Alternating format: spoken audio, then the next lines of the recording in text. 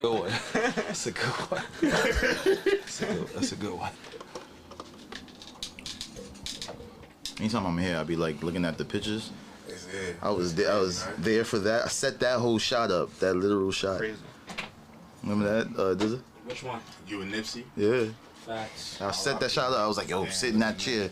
I styled him for this shoot. This was like the first time he ever wore rugby in real life. Beautiful girl, Sean Yeah. Kingston. That, no, but, and also that. Oh, that too. Yeah, I was like, yo, wear Rod Lavers, yo. Yeah. Nobody's wearing, everybody wearing Stan Smith, wear Rods. Facts. Word. We about to talk about all that. Then I took that picture. That was the first picture of all of them together. That was like the first three artists. The Nip, Cinematic. Nip, yeah.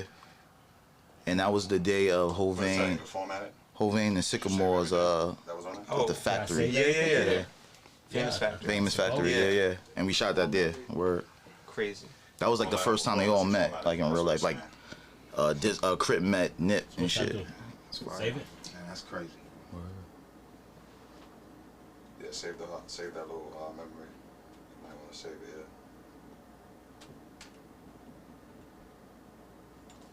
You know what the fuck you doing, man? I'm recording the same audio over here too, so. Oh, okay, because you know we need that, right? So I'm just on. Alright, Michael. That's Of the course. podcast transfer mode. It doesn't say anything about save. I probably gotta take the memory card out, put it on the computer. I'm gonna just go. Format it. You gonna go what?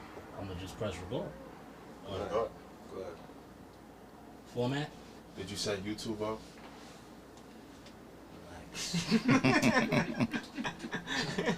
My goodness, crazy.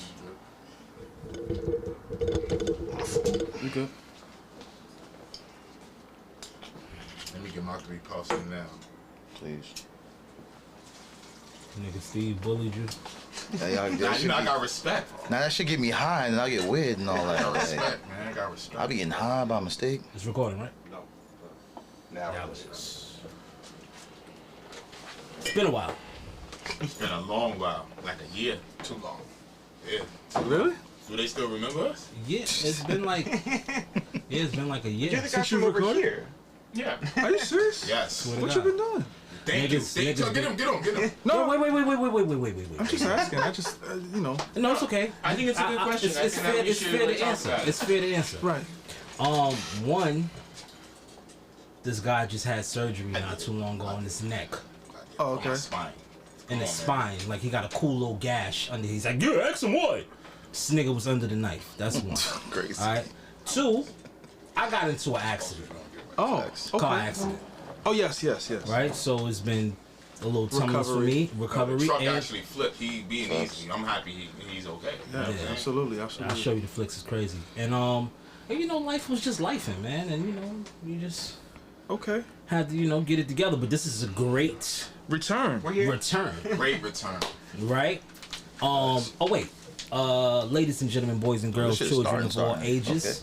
If you've been smoking rock or under a rock, you're now tuned into the motherfucking Personal Party Podcast. Chip. I don't have a microphone. Yo, bro. No. All right, Just do say that. your stupid ass ad-lib from over there, bro. Don't touch the device, I'm man. touching the device, bro. That's bullshit. You know what I mean? Cause you When it's know, time for me to talk, it's turning this way. You be alright. whatever, man. Come on. This the most people we had in here, right? No, not even. But Beanie. Yeah, we had About Beans. We 6 had, people had it. yeah, it was like a little clown car in here. We had, Yeah, Beanie, Freeway. we had Nick, CJ, CJ. J1, Clown. Fresco, T-Mark. Yeah, this shit was crazy. It was like niggas just kept coming in like, yo, niggas kept Everybody coming out was the room. smoking. This shit Yeah. was cloudy in the Yeah, that motherfucker. shit was wild. But today, I have a very, very, very, All-star. very cool all-star fucking. I got my friends in here. Facts. You know what I mean? Yeah. I'm gonna start. Which way I'm gonna start this way. Okay. Right?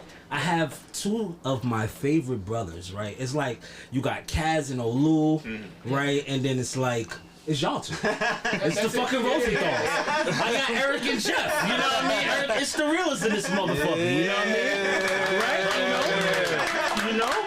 Got the brothers in here, and then right, I have one of my oldest. I hate to make us sound old. I'm sorry. But I have one of my oldest, not only friends, but rap partners in life. Yeah. Right? Before we had anything, any fucking coverage. This is true. Anything. We just wanted to rap. Yeah. I got the motherfucking legendary Mickey Factz. Yeah, let's go. You know what I mean? And last but not least. Not least. This guy doesn't even do the camera, right? And I thought I would have to beg him for a couple days to get him up here, but it was just one ask and a little bit of guilt. It was time. A little bit of guilt. And he was like, all right, bet. Now look, if you know me, then you know how important this guy is to my career. This is the guy that single-handedly helped create Smoke DZA. And this is before the internet.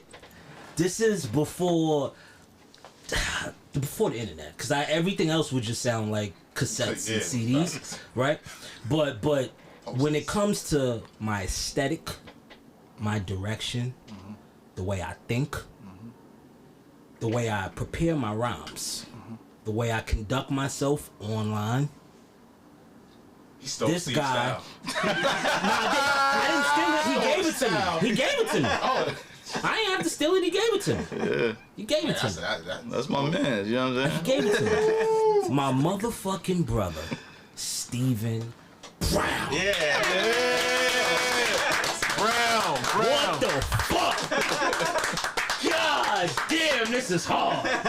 This is hard. Same with me too. He did the same thing for me. So it's crazy. We're gonna get all it, because you know it's a reason why I have you guys here for this conversation, because I feel like, you know, as far as Twitter goes, I feel like it's the most relevant thing on my timeline. Anytime I look, it's conversations about the blog era, right? And these four individuals lived the blog era to the highest capacity, right? Now, this isn't an interview, this is a conversation, because I think we're going to be all around the board with this. You've been around me for many years through the blog era before that, so I don't want to count you out. You actually, because I said these four guys in front of me, like, and then you sit next to me. Oh, they the guests, bro. Yeah, but I'm just trying to add you in. You was there. You came with me to. You came with me to Jupiter when I went to go see Harry Fraud, and we did the first. You was there. We gonna talk. You was there. I'm gonna play my part. You was there. Do what you gotta do. However, you know, where could we start? I want to start with my first tweet. wow. You found my first tweet. The year was 1987. Right? Shout out to F Boogie Up North Trips. He's the reason I even signed up to Twitter. He actually created my Twitter. Crazy. My first tweet was, I'm eating sushi in the studio with Mickey Factz. crazy. Wow. That's kind of wild. I ain't even... Wow. Wait, but did you add him? And I added him. Oh, Wow. okay. And I added him. Let's check this out. Where's my phone at, dude? Man, y'all was on You sushi can for a while. fact check it. Check this. Let's fact check Y'all was it. on sushi for a while. That's crazy. Okay. So Mickey was the first person.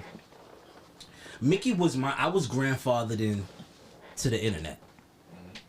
And I was grandfathered in by this man sitting in front of me. That's a fact, Mickey. He took me to Crack Distributor Radio. Oh man. Right? He was there that day. He was there. He definitely was there.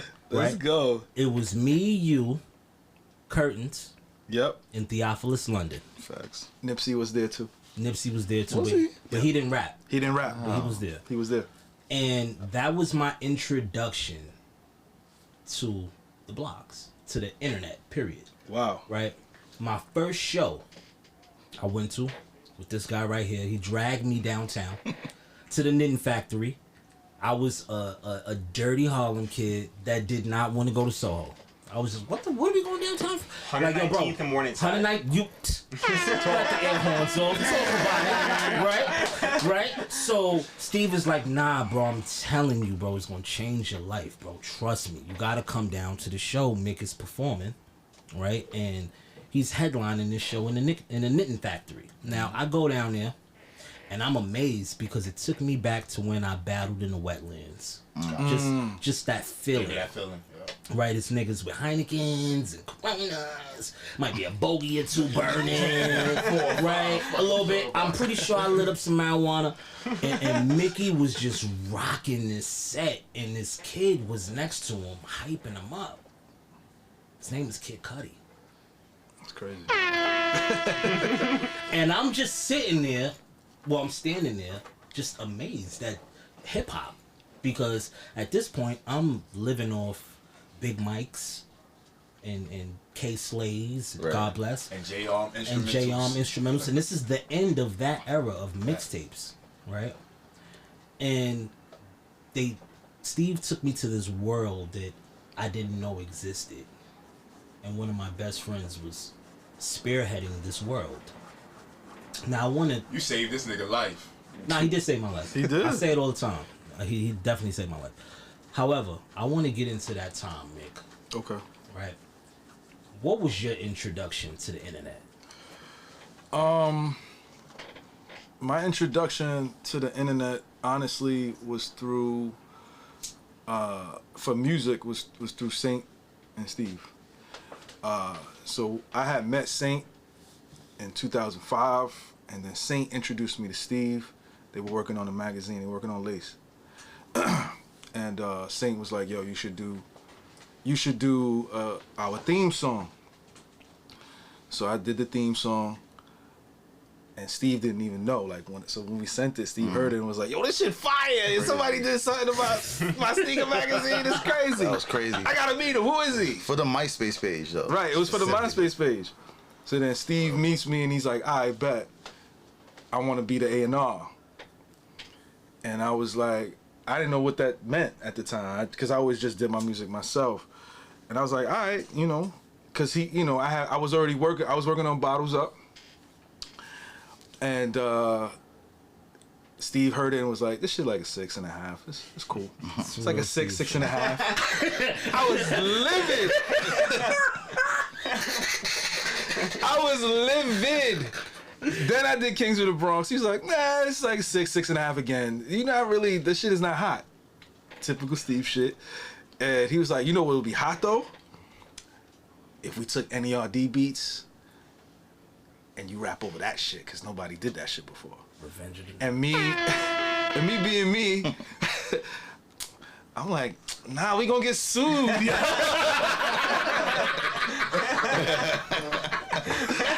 I was trying everything in my power to not do this. Lupe did it already. He did one of the records already. So don't do that record then. All right, what else? Yo, that's not, I don't think so. And he was like, yo, just do the shit. I was like, all right. And that was kind of the beginning of me listening and trusting the process. So Steve saw that I was quick. If he gave me a concept, that same day I would have it written. And I would do that because I didn't really want to do the shit. So like I would write it quick and and I would just put it together and we would record it. And then I was still kind of in the Smoke DZA mindset. So like I was still, I went out, I was working still at the time at the law firm, Vincent Fraud, and I printed CDs. Steve was tight. He was like, what the fuck are we gonna do with these CDs? What are you gonna do? You gonna sell these? Nobody cares. Stop. Don't do this again. This is the last CD you won't print. We going online. Damn, we knew that then. And this was 2006. This was 2006. This is like July, August, because we put it out, I think, around September. And we put it on MySpace. And at this, again, a lot of forward thinking came from Steve and Saint. And I just kind of was like the face of it. But like they were like Geppetto. And they were just being like, okay, this is what we're gonna do, but you are the face of it. So we did the photo shoot at the school. I was there. And I remember because people had top 8s, right? People had their top 8s and things like that. And sometimes, I don't even know if people were changing their album covers to top 8s. But we did it differently. Everybody that was in the photo shoot had the they took solo pictures, and we had this like graduation theme, and that was the top 8, top 12, and that was what caused people to say, "What is this?" On top of us making fun of like invisible airs, people were wearing fake invisible air sneakers, and you know, so that was really my first introduction to the internet, MySpace, and the top 8, and having 4 songs playing, and we just kind of went. It was like tell a friend, tell a friend, tell a friend, tell a friend. It was really telemarketing at its core, and that was the cover. We had the military, was it force? Before they came out, Quaz was able to get us those before they came out. Good Lamar and Dolly hoodie. Good, they was doing red and blacks, but we had the blue and black, so that was like a. We turned it into a zip up. Yeah, we turned that into a zip up because it was originally a hoodie, but they turned it into a zip up. Never knew that. Plain white tee, I forgot what those denim was, and Lakita, that was her school, so we were able to go into the school, and that's how we did it. And you know, that was a game changing cover and mixtape for us. You know what I'm saying? But that was my personal introduction to the internet. That's so fucking cool, because as I look at this photo, I remember being in this classroom with the longest vanilla Dutch. And I thought you was gonna say the longest T, because your T And my was. T was ridiculous. It was like 5X-ish, right? It was like near your. It was like mid. And I had the Dutch master like a mechanic. Yeah. Right? With my fitted hat backwards, throwing a fucking balled up piece of paper at you. Me, right? Yeah. Hilarious. Right. And I think even that image, right? Because we chose that as the back cover. I think that image kind of signified the shift, right? Because you at that time was the mixtape space, and we were just getting into the internet space. So this was like y'all like, nah, this is not gonna change and shift. While I was that person. I was the NERD. I was the nerd, right? So it kind of signifies that as I look back at it. Which is crazy, right? Now, segues to my next question for you, Steven. When did you know? Because you always seem to know these things. Like, I always ask you a year ahead, what is it gonna be? Like, what am I hot? Am I whack? Like, where's shit going? And you're always able to say, well, no, you're not, but you can do X, Y, Z. When did you know the internet was going to be the next thing? I was on the internet early because I was in forums. So I was on like SOHH. I was on Nas's forum, Stillmatic. That was the best forum in the world for me. That was like we was all, cause I'm a Nas fan. So all we would do is just talk about Nas's albums and shit. And that was the first time I had communication with strangers. So that was my introduction to the whole world. And then it was Hip Hop Game. And I knew I cared about the internet when I made I used to make beats. That was my introduction to music. I made a beat for Smoking Numbers when he was in the group. It's my first beat. I was like, oh my God, I made it. I made it. And they would give like this little production like credit, right? They say like produced by such and such, or shout out to, and the song was called Snitch, right? I was mad happy, the beat was fire. I couldn't believe I actually got a placement. And when it came out, it said shout out to Cinematic Music Group instead of produced by. So I was mad tight. I'm like, my nigga, this was my one shot. This was it. This was my first beat. But that is when I knew I cared, right? Like it was like, oh, I have to. It was like my version of like the Unsigned Hype.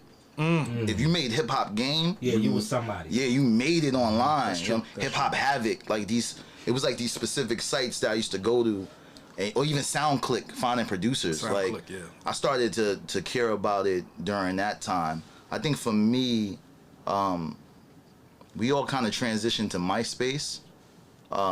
It was the first time I was able to find people that like me that I didn't necessarily know was in my vicinity. You know what I'm saying? But I was like, oh shit, me and you share the same energy. I came from Smooth Magazine, you know what I'm saying? I came from Echo. You know, that was the first time I started meeting people that was like-minded that came from different spaces. My first sneaker event was sold out. It was an event where I first met Saint. Yep. I met Saint on the internet, right? I never knew that. So I walked by Saint one day. It was the first sneaker event. Like now sneaker events is mad popular. But I walked by Saint and I hated on him.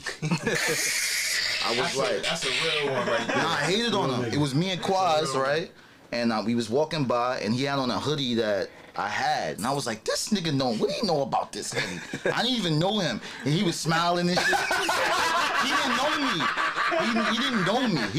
It was just something. Like, and I'm like, fuck that nigga, B. Like, I was just on bullshit time, right? And then I got, like, maybe a week later, I got a text, like, on iChat, on, AIM. And it was like, what is your passion for sneakers? Some Saint shit, right? But I didn't know it was Saint. It was just a random name. It was called Playboy Hova. That was his name. He's a Jay-Z fan. So I was like... Oh, then you already didn't like him. So I sent him my sneaker collection. When I sent him a sneaker collection, he was like, oh shit, you into sneakers? I was like, yo, I went to the sneaker event. He was like, what you had on? He told me what he had on. I was like, yo, I hated on you, bro. I was hating on you. That's crazy that... And then he introduced me to him. And then it was like, yo, I had the opportunity to have influence. Because before that, I felt like, I've known DZA since I was 13 years old. And I felt like, I always kind of felt like an outcast to the, I was like the friend of a friend my whole teenage life. Because like I met DZA via Nemlo. We all kind of grew up like paid in full in real life. And I wasn't from the block. But DZA was the first one to accept me with open arms. Nem same thing with Kenny. Nem accepted me. It was love, First thing they did was they took me to Mama's. You know what I'm saying? Specials. And got me a $2. Yeah, they got me a special. The nigga Nem bought it for me. He was like, "I got you." I was like, ah. So I almost felt like indebted to them as brothers. So it was like, if I knew anything that was popping, I'm sharing that energy to DZA or Nem. You know what I'm saying? Because I felt like that's what they would do for me. That's what they did for me. They accepted me, and when I didn't know anybody from that neighborhood, you know what I'm saying? And so, yeah, I don't know if that answered the question. Nah, that answered. That was great. Or, We cut school every day too. Yeah, And then I'll get to that. Yeah, story. yeah. Eric and Jeff. 119th and Straight from 9/11. Right. What was your guys' introduction to the internet? So, the internet. So our dad worked for Citibank, and he designed like online banking. So he was like super ahead, That's crazy. which didn't mean that we were super ahead. What? Like we only got the internet. We didn't like our dad was not like AOL. He was not like any of that stuff. Like we got like AT&T like super late, right? But when we got on the internet, it blew my mind. I was just like I couldn't understand. Like I can go through my computer and be somewhere else, and just the idea of like other people being out there and other things and like-minded people and all that. I couldn't wrap my head around it. So I'm 3.5 years older than Jeff. So, by the time we both graduate college, like the internet is like everything to us. Like, talk about like downloading like on Napster, LimeWire, all that stuff to search for like the most. I want the most random Kanye like exclusive like. I don't care if he produced something. I don't care if he spit on something. We need that, right? The most like random Green Lantern rips. Like we needed everything. So, 2005, I was working with Kanye West. Okay, I was his videographer. I went to the Grammys with him. I was part of their whole like crew. I went on tour with them. I saw what life was like, and I was just like, we grew up loving hip hop, but now I can see like behind the curtain, and now I'm like, I need to be a part of this, right? And I need to like, I have something to say. And so Jeff graduated college. Jeff was working for HBO, and the two of us came up with an idea that we were like, okay, cool. Of course, we'll just pitch this to like television stations, right? No one wanted to hear from us. We knocked down every door. No one cared. Great idea, but no one could see how it could sell. So we're like, the internet. This is like, maybe YouTube is just starting, 2006, something like that. We went to AOL. We went to Danielle Smith at Vibe magazine. We went to like all these different Yeah, a places. bunch of companies that are no longer here. Yeah. And we were like, we got something to say. And we started making these videos, but like they were just for us and starring our friends, and we were still living up at home in White Plains, right? Like we're outsiders, super outsiders, but like we grew up like appreciating the gatekeepers. You know, like Hot 97 meant something to us. XXL meant something to us. Like watching like rappers on TV meant something to us. So like that's just that's the way the world works. But then a little site called Not Right shows up, and we're like, yo, we're making like these videos that like we like and our friends like. Maybe the people who are in the comment section right there will get what we have to say. So the first video we ever did was called Deconstructing Biggie, where we took the line, your mag's my style, you're admiring, don't be mad UPS is hiring, looked at it from the UPS driver's perspective, who hated it, and the DHL and the FedEx guys thought it was the greatest thing in the world, and the video did crazy numbers. And we're like, well, We have to follow it up. yeah, it's not about that video, it's about the next one. Yeah. And so we threw an early retirement party for Lloyd Banks. He did not Shout out like to that. I remember those Like a songs. shout out Yeah. to Lloyd Banks. Yeah. Yeah, he very much did not like that. But like it all these people in the comments, they didn't know who the fuck we were. And so they were just like, why did the game hire these random two white boys to go in and Lloyd Banks? Or like, why did Dipset hire them? Yeah. And so like that was an interesting thing. And then like, you know, every single Monday We kept putting out videos. And so, like, Miss Info will put them up, and Two Dope Boys will put them up, and, like, Nigel D of Real Talk New York will put them up, and the smoking section, and the shit just spread. Nigel. And then, like, again, we move into this. still alive. Yeah. No, I know. I just haven't seen that name in so long. Yeah. But, like, we're like, yo, there's something there, and our parents didn't understand. Our parents are like, okay, you both went to college, you graduated, and, like, you don't have a regular job. Like, you're doing random, like, odd jobs just to get by, and you're putting all your money right back into these videos, and yeah, that's what we were doing. But we were building something, not knowing what the end was going to be, but we just knew that there was an audience out there, and we could feed that to them. So we moved to the city, and all of a sudden, you know, we're walking around and getting recognized, and Bun B is calling us and wanted to be in videos, and then, you know, on from there, it became a thing. So the internet was real for us, but that doesn't mean it was real for everybody else. That was great. Yeah, that was. That was You know, it's an interesting backstory because for as long as I known you guys, I didn't know that. So I just learned something today. So that's super fucking dope. So I mean, that just means you have to ask us more questions. I do. Yeah, like the real shit. You know, not how you do it. Everything good. You gotta ask the other shit. Like, yo, how did you get into the internet? Yo, but this is real too. We move into the city, and it's not like everything like automatically changes and you're already in. Like, we made it our business to be everywhere, but like the reality is that like you guys were still like at a remove from us. You guys were superstars. You guys were like, when you're on the cover of XXL magazine, like that's like, I'm never gonna meet you. Right. You're in outer space. Like this is crazy. Like we live in the same world, but like there's a separation. But like soon enough, things would sort of cross over. Yeah. Now, you know, at the beginning of this era that we're speaking of, it was 5 people for me that stood out. It's crazy. Yeah. Right? It was the Cool Kids, where they were like the first to me. Like they had the Mountain Dew commercial. They was like, you know, in that trajectory, right? It was Mickey Factz. It was Kid Cudi. And it was Wale. Wale was one of the best live performers at that time. He was like performing with the live band at that time, early. And you guys were the guys that was the gatekeepers at that time, in my perspective, right? And let me not forget Theophilus London, because he was definitely. Steve, you can add in, because I'm just speaking from my POV, for what I felt. Yeah, for me, it was the Cool Kids for sure. Definitely. But I give it to Chuck English first, cause it was weird. Like they met on the internet. You know what I'm saying? They The met. Cool Kids met on the internet? Yeah, like On MySpace. Mickey was talking to Chuck right around the same time. Time that he met. Is that how Rockin' and Rollin' came? Was that around the same time, or was that like... Chuck was reaching out around Flashback. Yeah, it was early. Because, you know, we was doing the old school shit and I was rapping over that stuff, so then he started sending me beats. And then I remember, you know, Steve was like, yo, they hot. You gotta see if they'll get on a remix or get them on a record. And again, this was early for me, so like I didn't really. We learned as we went along. So everything that we know now, it was trial and error.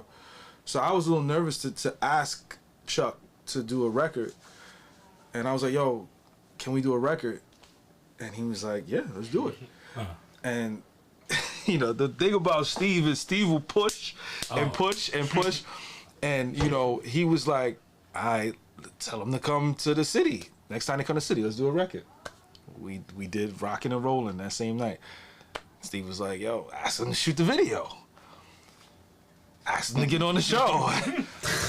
Did this? We recorded the song at James' house. We performed it with them the same night we recorded it. We performed it that same night.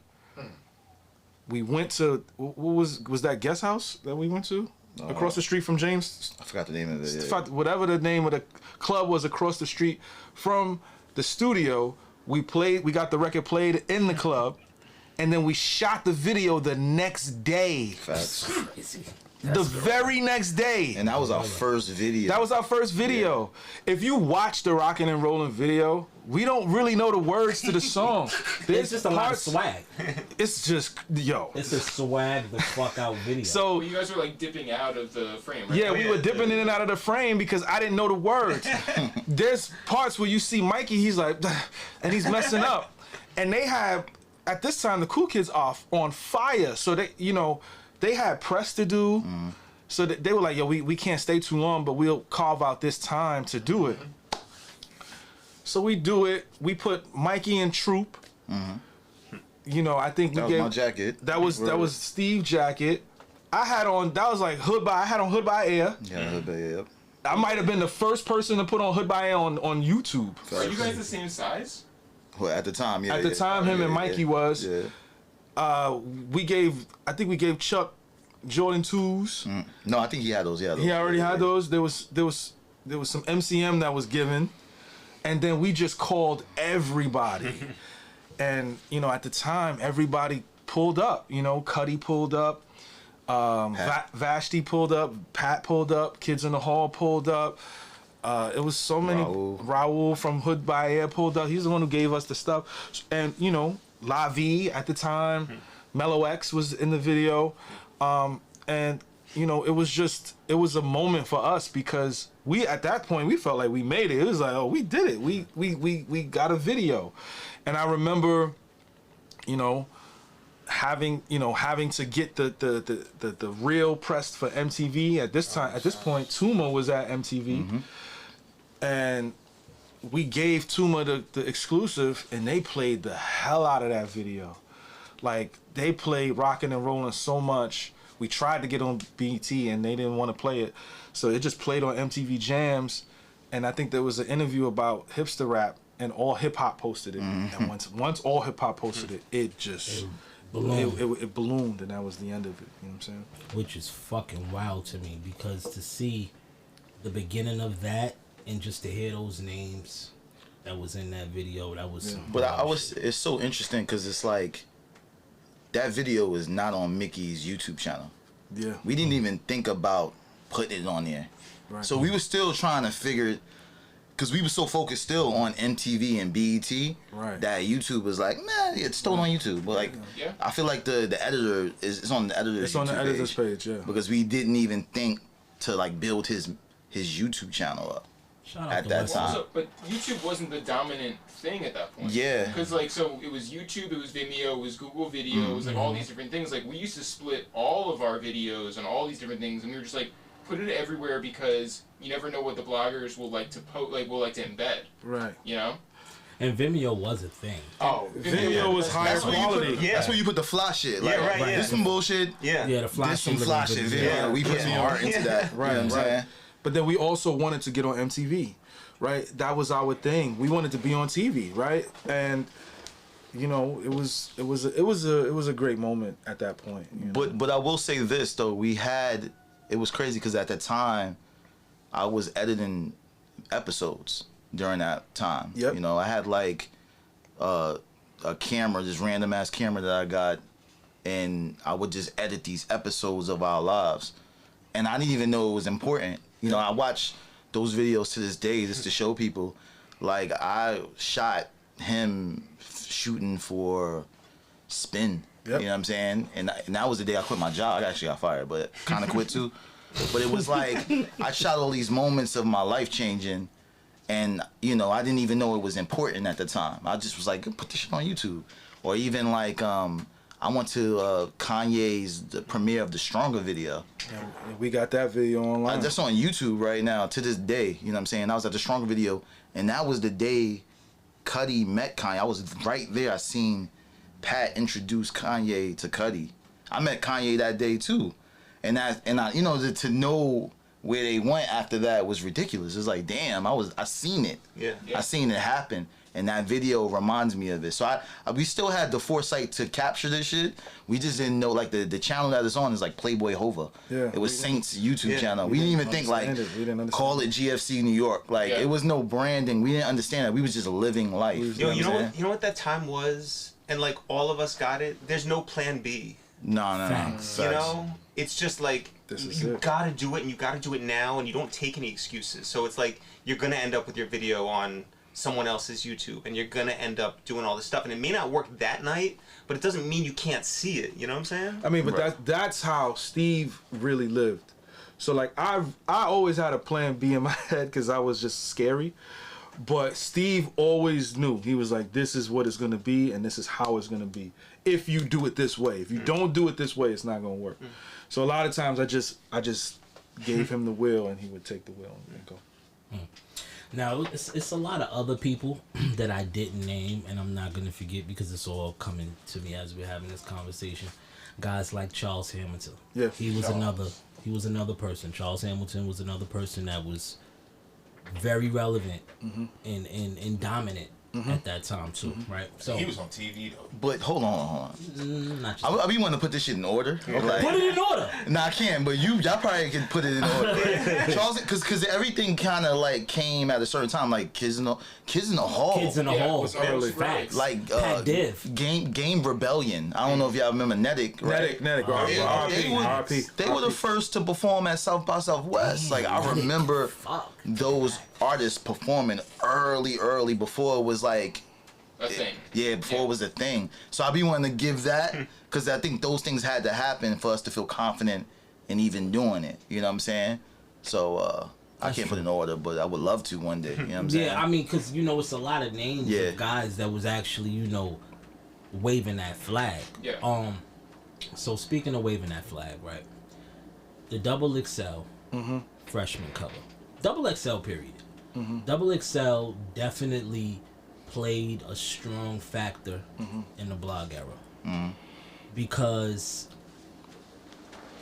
I believe they helped create new stars from a new crop of talent. Now, before it was a freshman cover, it was the cover with Lupe, Saigon, Boosie, Joel, you know, Crooked. Pat. you know, all the elite spitters at that time. Mixtape era guys, Yeah. right, was on that cover, right? So now they switch gears into this internet world, right? That was once looked upon as the backpackers, the backpack guys, right? So I remember when you told me that you was gonna be on the cover of XXL. For one, I was super happy. Two, I was like, there's no way they're gonna put the internet on I'm just saying. I'm just like, on the cover. Come on, alright, so maybe they might have like 2 different mags. It might be like That's a special crazy. mag. Nah, because this is how small I was thinking at this time. Right. Boom, this cover comes, actually before the cover comes out, you guys do the cover shoot. It's a studio session. I'm a studio rat. You're a guy, you're like, come along. Right. This session, I end up meeting one of my friends that's still my friend up to Crazy. today. Yeah. Right? And he was smoking blunts at this time. He had a grape swisher. I never I forget remember it. that shit. That was a crazy session. Currency Spitter. Yes, Currency was there that day. You actually introduced me to Spitter, Facts, I was there, seen it. Yeah. right? And we all got on the record that day. Yeah. Ultimate. Corey was on it. Corey Guns, you, Spitter, not Kim. Yep. Crazy. And mad random. Mad. And me on the hook. You did the hook, Right.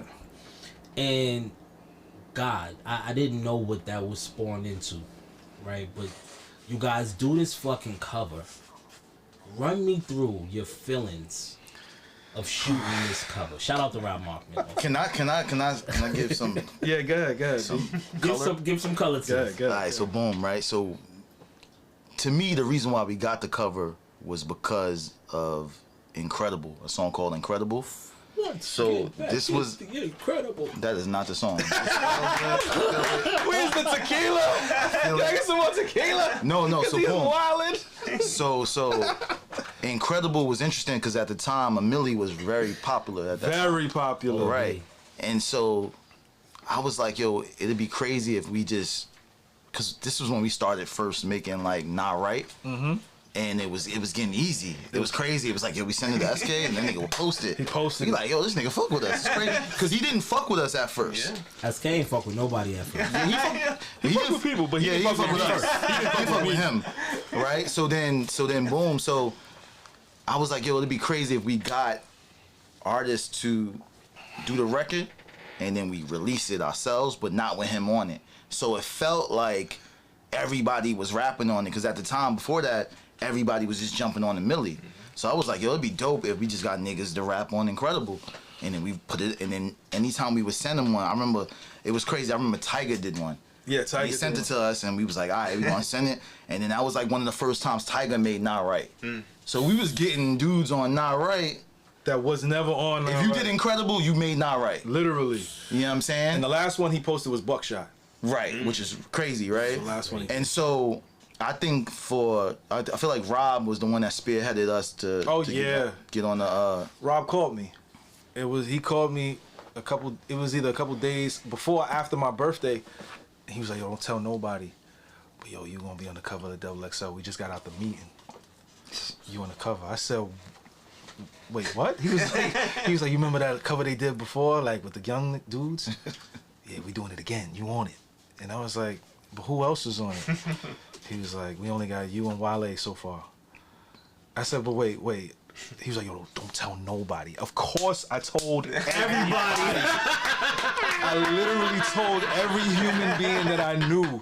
Like, what are you talking about? I remember when I called Steve, he was like, you lying. Like, Saint was like, you lying. Nobody believed me because it didn't make sense because they didn't do one the year before. So it was like, what? The cover? And, we kept releasing music every week. Mm-hmm. We did Sublime. Yes, add some color to this shit. Oh, I'm glad you said it because I wanted to. So Sublime, like this was a Steve idea. It's not a Mickey Factz idea. But it was like Steve was saying, like, you're not dissing them, you just kind of like taking like light shots, but at the end of the song, you showing love and letting them know that it's not what it is. But nobody got to that last verse. They heard they shot. They just heard they shot, and we shot at everybody. Cool Kids, Cudi, we shot at everybody. But it wasn't a shot. It was like Control. It was like Control. It was like Control before Control. I will agree with that. It was Control. So if you took Control as a shot, then that was a shot. But if you didn't take Control as a shot, then it was love. It was like, yo, I fuck with y'all. Yeah. I'm just, so. And that instantly turned you into a villain. I was the number one villain. Wale called me going crazy. What the fuck are you doing? So we was heading Banged it on me. We was heading to Rocksmith and 10 Deep. I couldn't even respond. I remember it was me and he picked up the phone, and then I just see him like, yo, but it wasn't even like. He like, yo, but it wasn't like. Bang! And I was like, yo, who's that? Wale.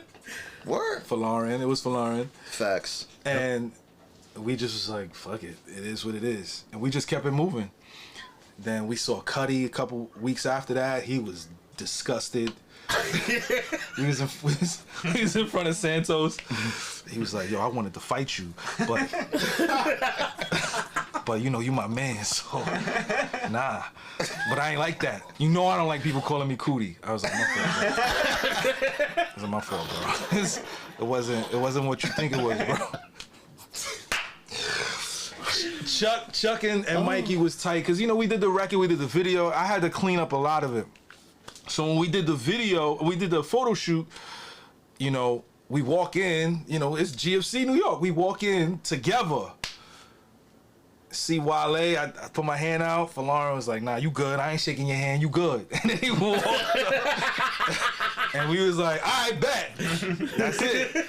So like, I wish we had cameras and Instagram then, so you could kind of check and see the energy in the room. Like we put out that energy, and that energy wasn't received in the way that, you know, we wanted it. You know what I'm saying? But it wasn't out of malice or anything like that. It was more so like, you know, we appreciated everybody. We was just kind of letting people know what Sublime was. So as proud as we were to be on the cover, it was still some contention, right? So it was like me, I was cool with Asher, B.O.B., Charles, Blue, Corey.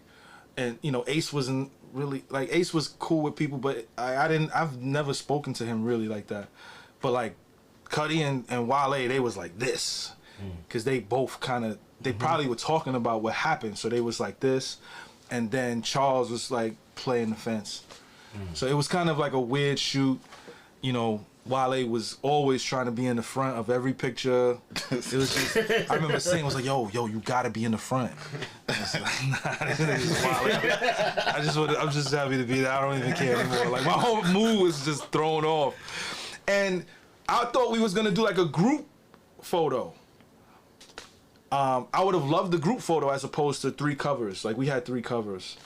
I don't know what Daytona was thinking that day, but yeah, you know, we, you know, it was a great feeling though to just be like, for us, that was like, at that moment, it was like winning a Grammy, because like the XXL magazine, the cover, like the cover is crazy. We never made it.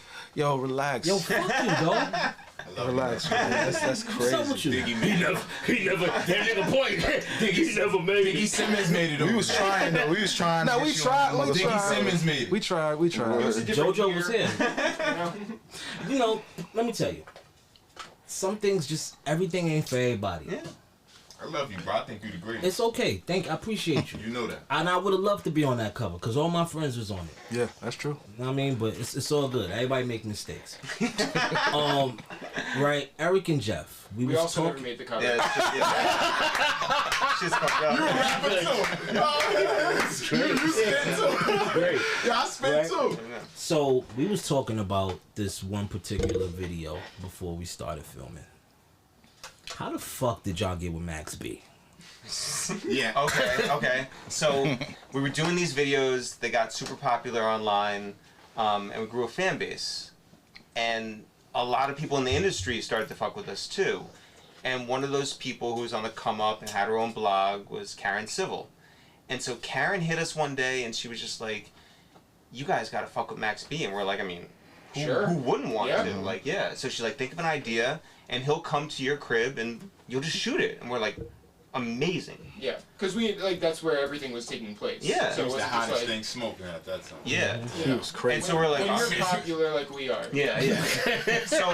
So we were like, no problem. We're like, okay, like Max got wavy and all these different things that and all these things that are so specific to him. We're like, we got to turn that into like a Scrabble game, right? So we script this whole thing, because everything we did was scripted. It was like these funny 3-minute, 4-minute videos, and that one was going to be us playing Street Rules Scrabble with Max V. And 5 minutes before they're supposed to show up, Karen hits us and is just like, we're going to send a car for you guys. You got to come up to the Bronx instead, up to Sedgwick Avenue to his apartment. We're like, okay. So we grab our Scrabble board, grab our camera, we grab everything, and we run up there, and we go in, and it's a studio. Like it's a big, like, you know, I guess like 1 bedroom or whatever. But all you see is no furniture. There's an ottoman. There were like 6 dudes sitting on the floor, stone-faced, not happy to see us. By the way, oh, sorry. I went to the trap. Yo, fully. And Karen was like, Max loves you guys. Forgot to say that. Yeah. She was like, huge fan of you guys. We're like, Huge oh, fan. well, this is gonna be homecoming. We're fucking like super excited. We walk in there, that man did not know who we were. So it's like, he doesn't know us. These 2 dudes are here to play Scrabble. Yeah. And you gotta read lines. And so But he's. also, Ron Artest was coming. Yeah. To Max B spot? Yeah. He's lit. The producers, the business were there. Mr. Fab was there. Yeah, there were a whole group of people, and we're just like. And so we're doing our, like, you know, dumb song and dance. And, like, Max is, like, very into it at first. Like, super into it, laughing at all the things, like, just, like, happy to be doing something different. Yeah, and taking excited. direction. Like, we're like, this is great, just like any other video. And then, things, like, sort of took a turn. Look, the man was gonna go to jail. He was not in a great place in life. I'm sure he was not thinking that he wanted to spend his time with these 2 guys. Yeah. So that whole experiment. Yeah, it sort of fell apart. But like one of the reasons, one of the indications that things were falling apart was that, we were asked to take our shoes off, which like fine, but I got yelled at for not taking my shoes off. We're like, there's nothing nice about this apartment. It's an ottoman. Shout out to Max. And then Max the is other thing lit. was that somebody knocked on the door, and I automatically go to open it, and I'm like, oh, like.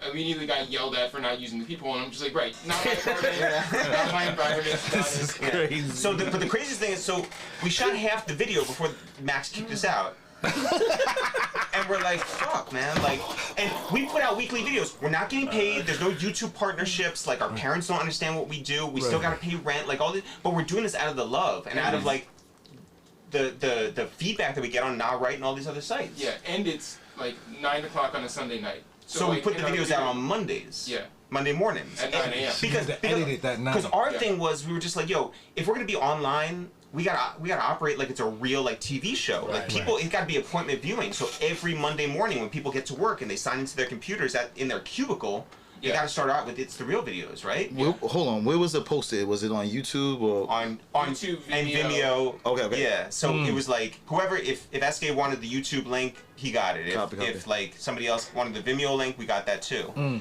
And so like we shoot it out, you know, Monday morning on a weekly basis, just because that was like, you know, consistency and quality. Like that was gonna separate us from like any dog on a skateboard video, right?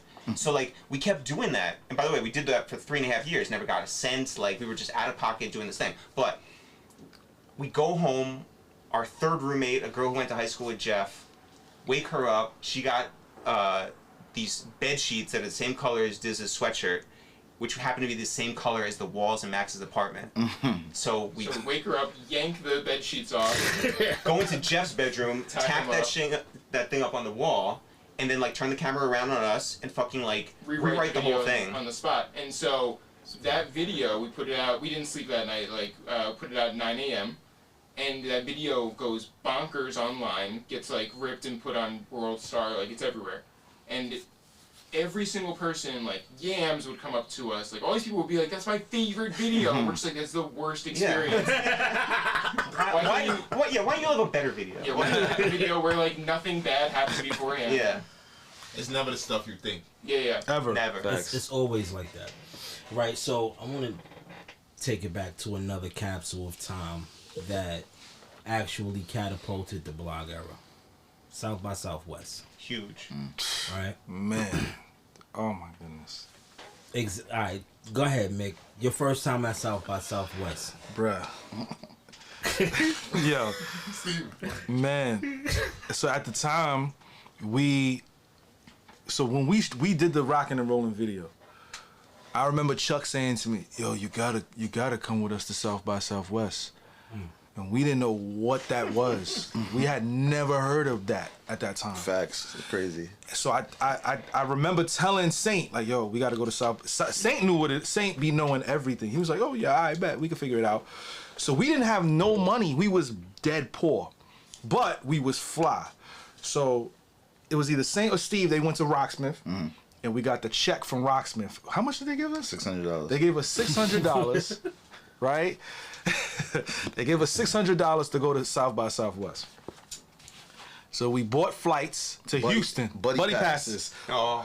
We put 3 buddy passes to go to Houston. So the buddy passes $200 each. Facts. So we took it to Houston.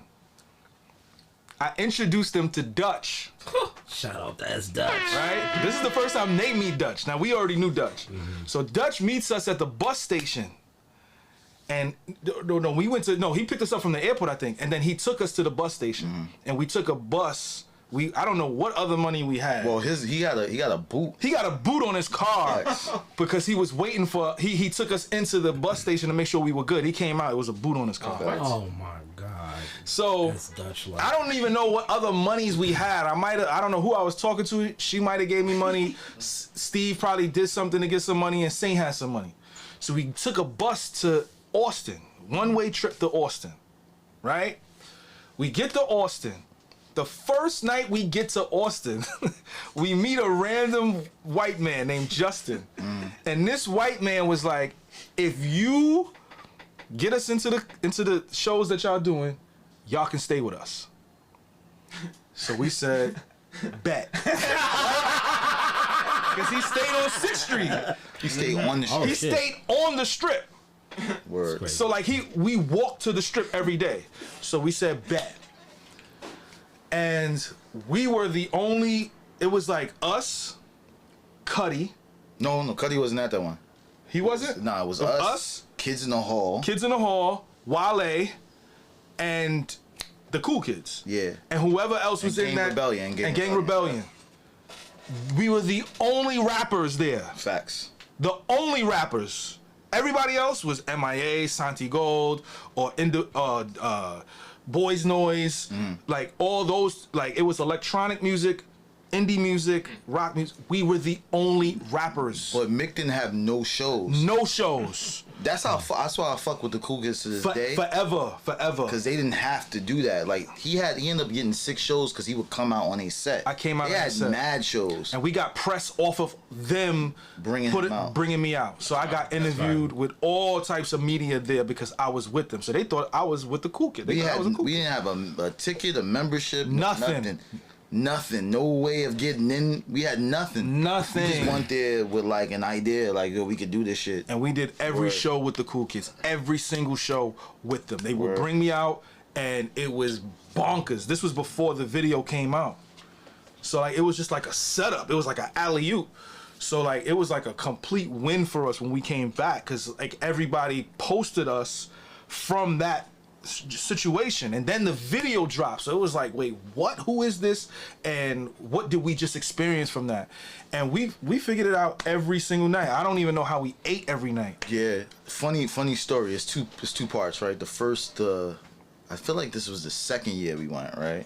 It was kind of tough to get in the shit, but he was still like, now he was performing on his own. Right. I had like 10 shows. Right. No. Yeah. So there was one show that we wanted to get in, though. So we was like, it was a Fool's Gold show. So we said, how the fuck we gonna get in this show? Yeah. So I was like, yo, just say you Kid Cudi. I was like, yo, just say you Kid Cudi. You know how crazy that is? I'm like, yo, just say you Kid Cudi. So he like, I bet. That's why I fuck with him. He be like, I bet. And Saint was there as well. So we step up. Yo, we got Kid Cudi with us, and the dude was like, "That's Mickey Factz." Wow, you Mickey Factz? Why? What are you talking about? Yo, we looked at each other. All looked at each other. But like, these are the things that had to feel. These are the things I wish we had cameras for, because like when he said that, we all looked at each other like, "Oh shit, we hot." We hot. You know what I'm saying? I remember meeting Janelle Monáe. Right. Oh, that bro, shit was crazy. She at that point, I need a drink. At that point she was bad to us. She was not bad to y'all. She was dressed like James Brown, so she wasn't bad to y'all at that time. She was bad to us. We thought she was fire. I remember I was with Saint Rico was manager, and Rico and Saint was always talking, and I was like, I gotta meet Janelle. I remember Janelle came, and we was friends on Twitter, so we was always talking on Twitter. And I walk up to Janelle, I was shaking. I felt like I was me and Michael Jackson or some shit. I was literally shaking. I was shaking her hand, shaking. She was like, Mickey, calm down. It's just me. We talk all the time. Relax. And I was just like, I bet. But I was mad hype because you gotta remember, like we were on the internet, so like the MIAs, the Santiago, before people knew who they were, we was on it. So I remember Steve was like, "Yo, I gotta go see Santo Go in person." She was performing at the Fatal Fort, and he was like, "I gotta see it." I think he might have crawled. You might have popped open a gate to go see, because we didn't have no passes. We couldn't do nothing because it was no rap there. It was no rap. We were the only rap. What year was this? This was 08. Yeah, so I will say this: the third year we went, right, it was lit, right? We was lit. We was like, it felt like we finally made it, you know, at South by Southwest. Yeah, because he had like it was like, now it was like 14 shows, and we was on the bill, we was on these different things, right? And so when I came back, this is when I first started working with Johnny Shipes on Cinematic, and I was like, yo, we gotta do a tour. We gotta do something at South by Southwest next year. Smokers Club. Yeah, I was like, yo, we gotta do something. Trust me, we gotta do something at South by Southwest. We gotta do something. So we started coming up with ideas. C Gutter, shout out to C Gutter.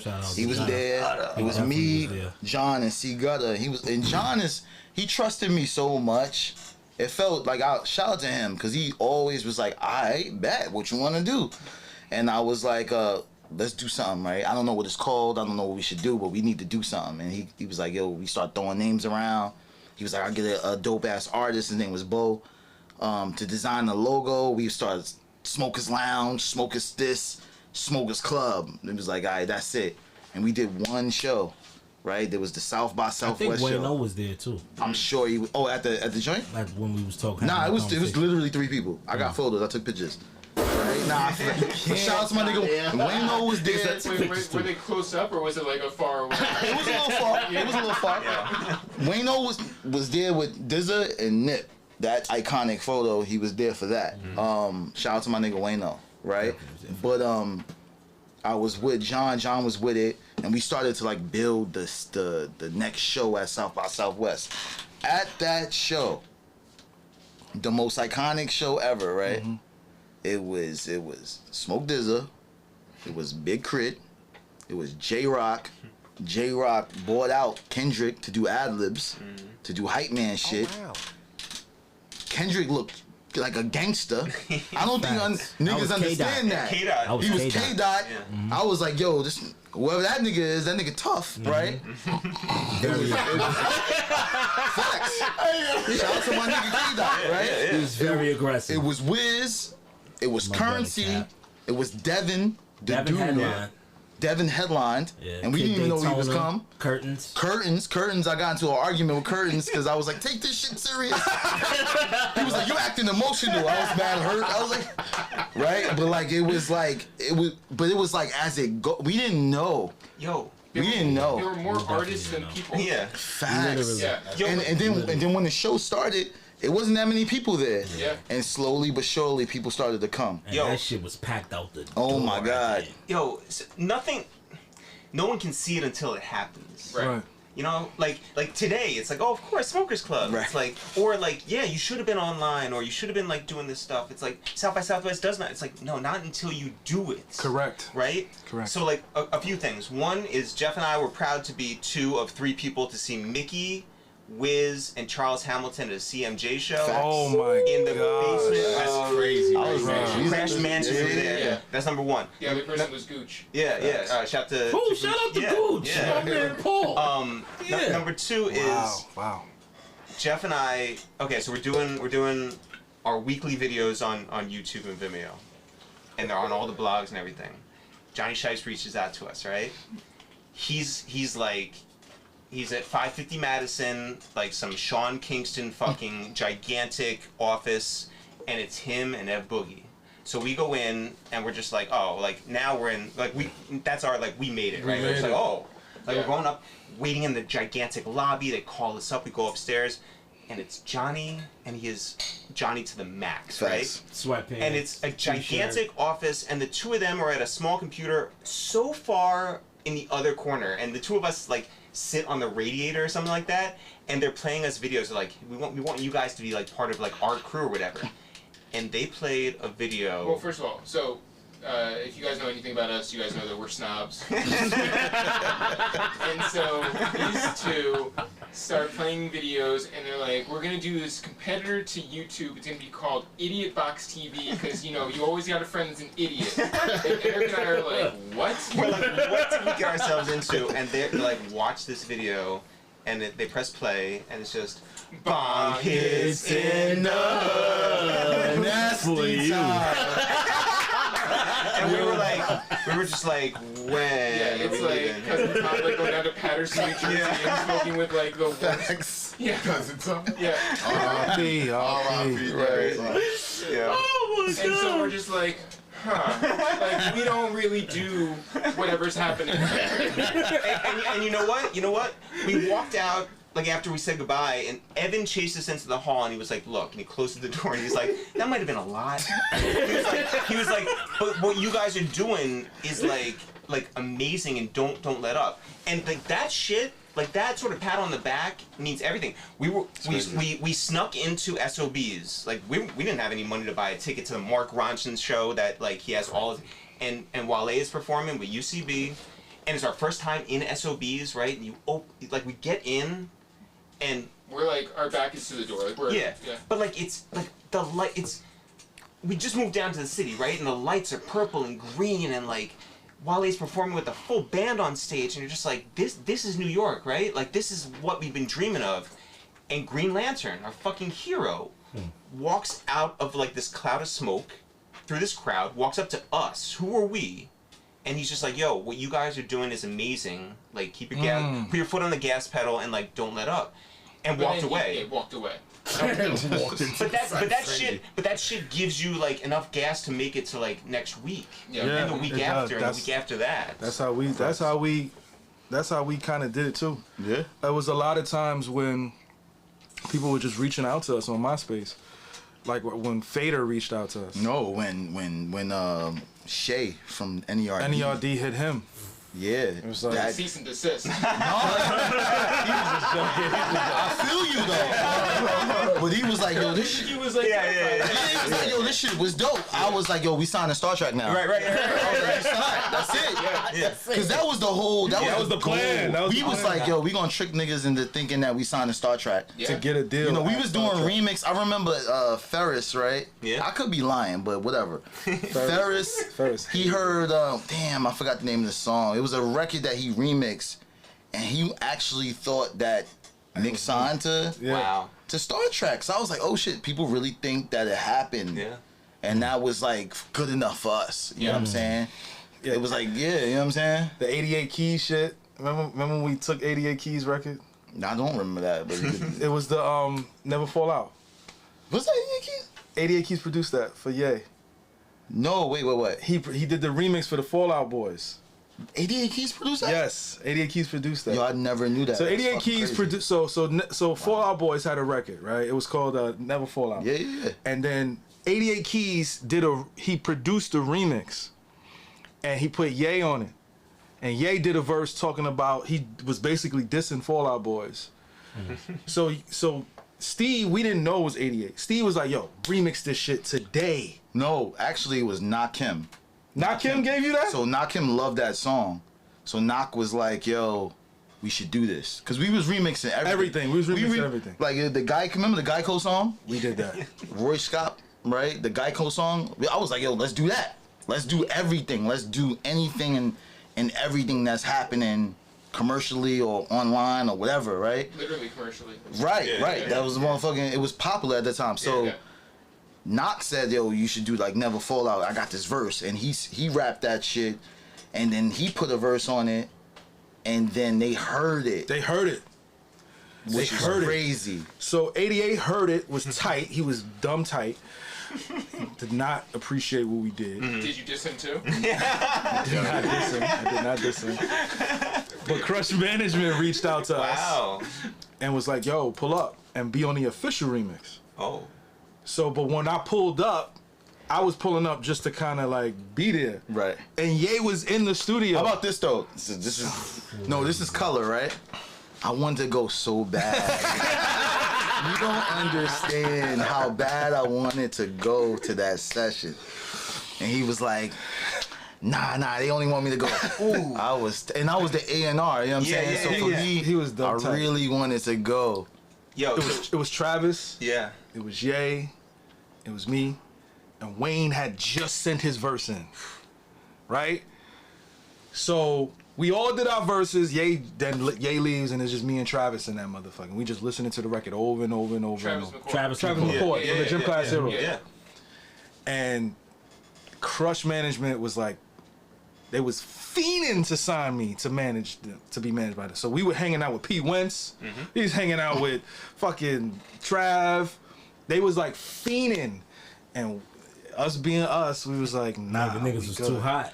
No, we just Scared. Yeah, we was scared. Like so more color, right? As an example, right? When we had Lace Magazine, right? This is our first cover was with Swizz Beatz, right? Second cover was Chris Brown. We were trying to get as many people to pay for ads as possible, right? We ended up getting an ad from Live Mechanics, right? It was a clothing line. Wow. He was like, yo, listen, I can give you this ad money, or I can introduce you to Chris Paul. I was like, who the fuck is Chris Paul? He was like, yo, that's LeBron right hand man. They like y'all. They just like y'all. And we was like, whatever. You know what I'm saying? Wow. We just didn't know. We was scared. So we sat down with Chris Paul. Rich Paul. Rich Paul. I'm bugging. Rich Paul, excuse me. Rich Paul and what's homie other name? Maverick. Maverick. And LeBron was walking, but this is before the chip. And we didn't even see it. We just didn't see it. We was like so protective Of what we were doing. Even the magazine, because the magazine had everything to do with Mickey. We had music, we had culture. It was important, and all of it played a part. And so we sat with them, and they was like, yo, they was telling us shit. And I remember us leaving that meeting and was like, yo, but this is our baby. And that was our first baby, so we didn't even know that we can like possibly sell a percentage to grow. We didn't know, because we was scared. It was like, if you take 50%, you take all of it. You take all of it. Yeah, because we didn't have no OGs at the time. We didn't have nobody to guide us. And we turned down the Crush Management deal, and they went and signed Tiger. That's a fact. Yo, Yeah. so we're shooting weekly videos. Fall Out Boy reaches out to us. Like, we're doing all rap shit, because that's what we love, and that's how we operate, and the whole thing. That's the language we speak. And Fall Out Boy is like, we want to be involved too. And we're like, oh, okay, yeah, like, we can do this, right? Fire. So we go to Crush Management. We write this whole thing. It's like Groundhog Day. Like, the whole concept was like Groundhog Day, and it was great. And we went down there, and we meet the band, and we're sitting there, and they're like, excuse us for a second. And they go off in the room, and they're just yelling at each other. And all of a sudden... Only Pete comes back. But And he the- has a new friend. And the band has broken up. Wow. At that moment? At that moment, we were there when they broke up, and we have a video to shoot. And so we're like, and it's like, okay, Ryland... Yeah, Ryland Blackington from a different band. From Cobra Snake. Cobra Starship. Cobra Starship, yeah. And we're Yeah. like, okay. And he's like, he's going to be in this now. We're like, what happened to, Old guy. yeah, the lead singer with the... And he's like, nope, he's gone. He left. Wow, We're that's like, crazy. cool. So we shoot this video. It ended up being a great video, and Ryland was very funny, but It was supposed to be They Pete. broke up right there, then and there. You were talking about being too stubborn. Yeah. We found ourselves in that situation too. We were very close to our product. We felt very like protective of it. We knew better than like anybody else. We didn't have any OGs. Who's gonna like? We're hip hop sketch comedians. Who's our like mentor, right? Like nobody. So we were just like, cool. What we're doing is like, we're blazing a new path. So like, all right, we'll do it our way. And we are hot. right? Like we'll walk down the street, people recognize us. We'll go to parties. We're everywhere. We're everywhere. Uptown, Brooklyn, didn't matter. We're at every single event. We're known. We're getting views. We're feeling ourselves. So Cypher Sounds has his comedy show down at Comics. Remember Comics? Yeah. You did one of those. I did 2 of them. We're not the Improv. Not the improv. Oh, no. Well, we're just doing stand up and we bring out other comics. Yeah, so like Patrice O'Neill was performing and Yeah. stuff, but like we were seated. There was a Jewish section. It seemed like. So it was us. It was Drake. It was Alchemist. It was just like, okay, we get it, right? Yeah. Like so. Oh, we're all, Joey. yeah, so we're all in one place. There's one comedian who goes up, and like everyone else is sort of doing like the same like bits. There's one guy who goes up, and he is so different, and we're looking at this guy. We're just like, he's not getting any laughs. We're like, he's super funny, right? He comes up to us after the show. We're just like being mixy or whatever, and he comes up, taps him on the shoulder, and we're just like, that was amazing. Yeah, like congratulations. Ignore whatever is happening here. Like, you were incredible. And he's like, oh man, I love what you guys do. I would love to like write some sketches with you. Like, let me trade emails or whatever. We're just like, okay, cool. He emails us, and we're just like, hey man, I just want to be honest. Like, we're not really like working with other people because like we don't want to like split like 50-50. We don't want to like give any credit. We don't want you to like give us an idea and like us weird like later. Yeah. So we're like, all right, cool. The next week, and I'm not even joking about this. The next week, someone dropped out of Late Night with Jimmy Fallon when he was doing 12:30. Bruh. And this guy, Hannibal Buress, goes up, Holy shit. kills. Who's watching? But Tina Fey and like Seth Meyers. He gets hired at SNL because of that gig. The week after we saw him, then he goes on to like have a Hannibal Buress career, and we were just like, fuck that up. Fuck that up. Rapping too. Yeah. Yep. Also, crazy. yeah, we had a Nicki Minaj thing where we turned her down early on. We made a bunch of mistakes, guys. Right. So, Yeah, we all turned people down. That was what we did. We didn't know. We didn't know. We turned French down. French. Wow. Yeah. We turned French down. He wanted me on the New York remix. With Wow. Jadakiss. The Jadakiss was supposed to be me. Wow. That was me. That was my fault. I was like, nah, we on the path. Yeah. We didn't know, like, There's one Bronx we rapper. didn't, Yeah. right, we didn't know that he was going to be who he's going to No, be. I get it, yeah. And He was, right? Tory Lanez, he was spamming my YouTube like crazy back in the days. Like, yo, this is not a real freestyle. Tory Lanez is the future. All that shit is still on That my was my YouTube. little man too back then. He was wilding. Oh, That was my little man. he is a living. He was wilding on everything that we put out. Nah, He was Tory commenting really on. he was really rapping. Yeah, he was with You know, Kingston. and, Yeah, and, he and, was. and you were a rapping Yeah, ass I was rapping nigga, ass so- guy. He was with Sean. Facts. Sean Kingston had signed Tory back then. Facts. Prematurely. That's crazy. Like Word. 2 kids being signed to this. Wow. So it's crazy because, you know, we've all made mistakes. Yes. I'm going to give you some credit for a mistake I could have made that you didn't allow me to make. Right? So I'm working on this record, this album named Rolling Stone. Right? And I got this record named Four Loko. Okay. Around this time, I didn't never drink a Four Loko in my life. Right. But it was just the whole idea of this drink. It was crazy. Right. I said, let me just name this song Four Loko, because Four Loko is just the beat, whatever. Okay. So at first, I'm like, I bet I gotta get Juicy on this joint, because me and Juicy had just got off the road together. Mm-hmm. And I'm like, Krayshawn. Gotta get Krayshawn on this record. Oh. Hand to God. I'm fighting for this now. Juicy and Krayshawn getting on this record. Steve is like, whoa, listen. Yo, you trust me? Yeah, I trust you. Yo, look. It's this kid coming out of Harlem. Young nigga, new energy. You gotta fuck with him. His name is Rocky. Wow. Fuck out of here. I don't know this nigga. What you talking about? Where you from in Harlem? Now I'm giving him a hard time. I'm giving him a hard time. It's crazy. Because you know that's who we are. Right, that's what we do when it comes to Steve. I'm giving him the hardest time in the world. Which is Yes. crazy because Krayshawn, like, you know, you didn't pull her papers, like, where did she grow up? She was hot though. Right, but Krayshawn At the time, she was hot. at that time, right? So boom, we on 158th Street in Broadway. I'm in the studio, in Bodega Bam's studio. Yep. In his apartment at the time. Downstairs. Ola engineered like my first I want to say 4 mixtapes. All my 4 important ones, from like substance abuse to Rolling Stone. So he did George Kush, he did Sweet Baby Kush God, like you know, all that was with Ola. Yeah, really. Yeah.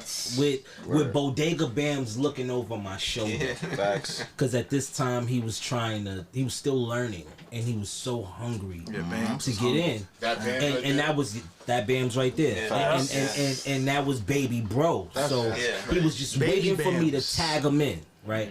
Super aggressive boom, bands. so super aggressive bands. so boom, so Stevie, ASAP Yams, and Rocky come in the studio, right? Records playing. Instantly it's a vibe, right? Because they was fresh and they was just super cool, and they was very admirable of what I did thus far at that time. So it was in no way that I could have bad energy Right. for the whole thing, because they was super cool. And I remember seeing Yams around at my shows and shit. And I always fuck with him because he would always be in the front row of my shows reciting every word to my shit. So when I seen him with Rocky, I'm like, oh shit, this nigga Yams. Right. Stevie. You know, boom. Rocky does the hook to the record, and I'm like, oh shit. Oh, this shit is hot. I'm like, oh, I get it. Boom. After that, everybody is calling my phone for ASAP Rocky.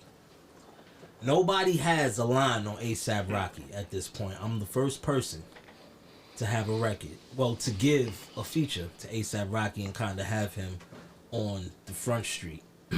I think Purple Swag was like Bubbling. Yeah. just now bubbling.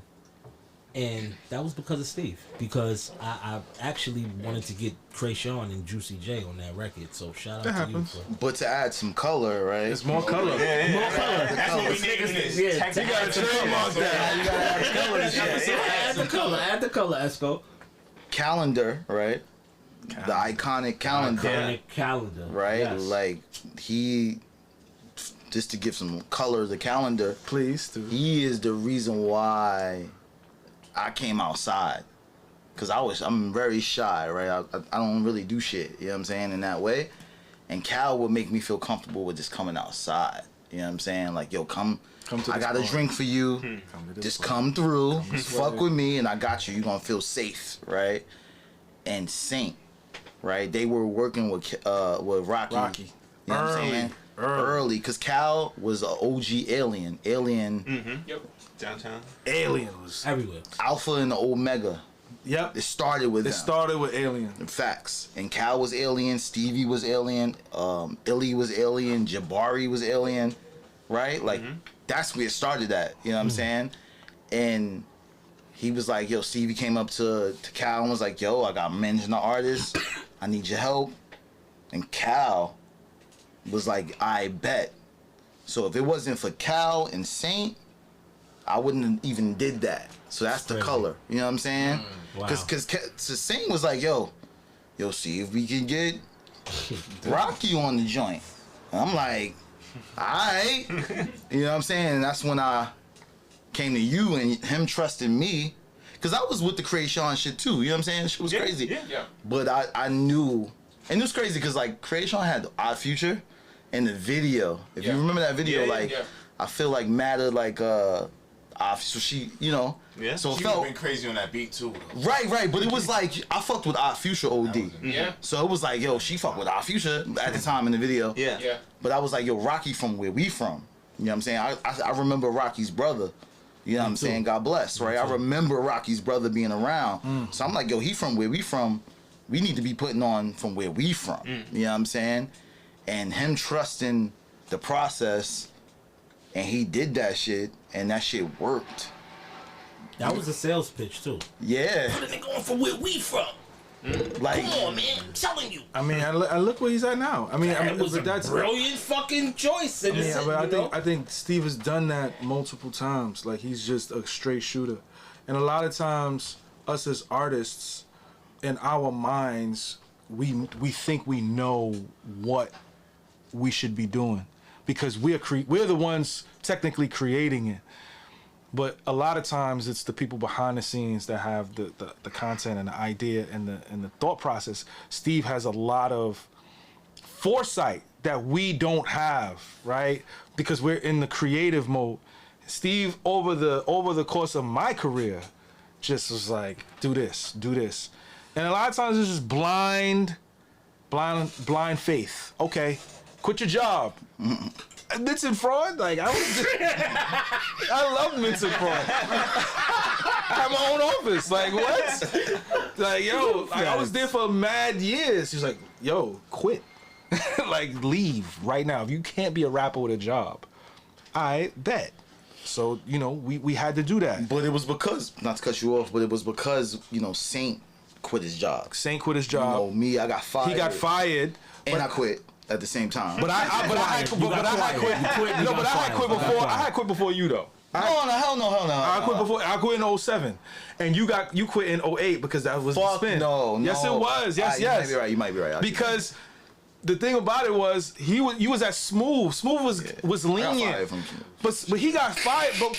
But the reason he got fired was because of us. Yeah. He was like, yo, if you go to South by Southwest, you're done here. You're done. That's so. That's and he was like, I bet. I'm out. I cried though. I ain't gonna hold you. I fucked with the tears. 'Cause that was like the first time I had stability. And so it was important to me. So it was the first time I put all trust in GFC New York, all trust in Mickey. But they trusted me, so I felt like it was the right thing to do in that moment. And I was like, fuck it. But then months later, we was in Smooth Mag. Boom. That's crazy. We was in Smooth Mag months later. That's crazy. They had to hit him to get to me. That's how hot we was. And to me, that's like full circle. When they had to call him, like, yo, can we get Mickey in that section? And I had on Brian Wood white and blue jacket. I remember that shoot, and that's full circle, right? Full circle. That's full circle to me. That's crazy. Now, this is a good question because I've never asked this question. Now, I've discovered and I've learned a lot of artists, a lot of my favorite artists still today from being on the internet, right? And not only that, but Steve giving me the crash course probably every other day. He would come through to the crib and he would be like, alright, this is the new shit. Boom. Wiz Khalifa. Oh, I remember that era. He left, but I was tight. Right? So I'm like, yo, I forgot the first song. When he gets out the bathroom, he's gonna remind me. I forgot the first song he played for me from Wiz, but immediately I was a fan. I liked the kid, and I wanted to work with him back then. It took a little while for us to actually work, but I instantly became a fan of him. Now, one of my favorite projects from the blog era was Cushion Orange Juice. Right? Yeah. So that's my answer to this question. Where, despite my own material, my favorite album of the blog era is Cushion Orange Juice. That was Between you know, I'm gonna go a 1A and a 1B, and I'm not gonna do this because I'm being political. I'm gonna do this for my own influence. It was Cushion Orange Juice, and it was Pilot Talk. And however you want to swap that A and B, that's on whatever day that is. But those two albums are the reason I created George Cush. So it came from those two, right? What was one of your favorite projects of the blog era? From rappers, it was probably Below the Heavens from Blue at the time. That was my 1A. And then if I had to choose a 1B, it was Big Sean's first joint. Because you know, Sean at the time, he was trying. And when he finally kind of cracked through with the Finally Famous, you know, that to me was the one. I was like, okay, this is fire. And obviously So Far Gone, I remember texting Drake. I remember Saint begging me like, yo, text Drake, text him. You have to get on So Far Gone. You have to, please. And I text him, cause you know I figured I could get a favor, cause we did Overdose on Life. So it was 1A is Sean, and then 1A is Blue, 1B is Sean, and then 1C is Drake. I remember texting Drake and asking him, I'm like, yo, can I please get on So Far Gone? That's my man walk in on that like so funny. And he responded back. He was like, yo, I would, yo, but like we going in a different direction. Because at the time, Ransom had came out, and it was a lot of rap shit. So he put out Ransom first, and then he put out the Ye shit, Say You Will, and Saint was adamant. He was like, Mickey, you have to get on this album. And I texted him multiple times, and he was just like, yo, we going in a different direction. It's not what you think it's gonna be. And yeah, what happened is what happened. Rosenthal's. You wanna go? I would say Juicy J and Lex Luger. Whoo! Speak Lex Luger. Yo, that whole FaceTime me mixtape, this yeah. morning. He's in the Bronx. He's in here, right? He's supposed to be Yeah. coming over here. It's crazy. Yeah. Right? It's Yeah, bad. that whole mixtape was. Yeah, that run. That shit. Rick Ross, Albert Anastasia. Albert Anastasia. That was a crazy one. Yeah. That Knock Him was playing that a lot. So, Yeah. That's a good one. I'm with you, right? But I'm gonna give you a third one. So I'm with Pilot Talk. Cushion OJ is a classic, by the way. Facts. Crit was here. it was crazy. Ooh. Replay value Ooh. to this day. Oh man, I'm ashamed. Facts. Crit was Oh, it's not one bad song. He shot 100% on that. He shot 10 for 10 on that, and it wasn't. Yeah, that was a. I can add some colors to that. Go ahead. Go ahead. Add the color. Shout out to Johnny Shipes, right? He was like, yo, I got an artist, right? I found from Mississippi.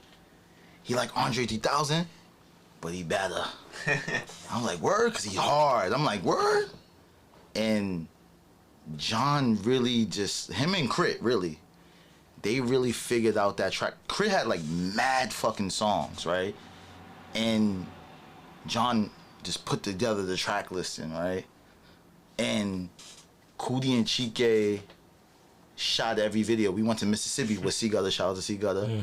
We went to Mississippi, and that was my first time in Mississippi.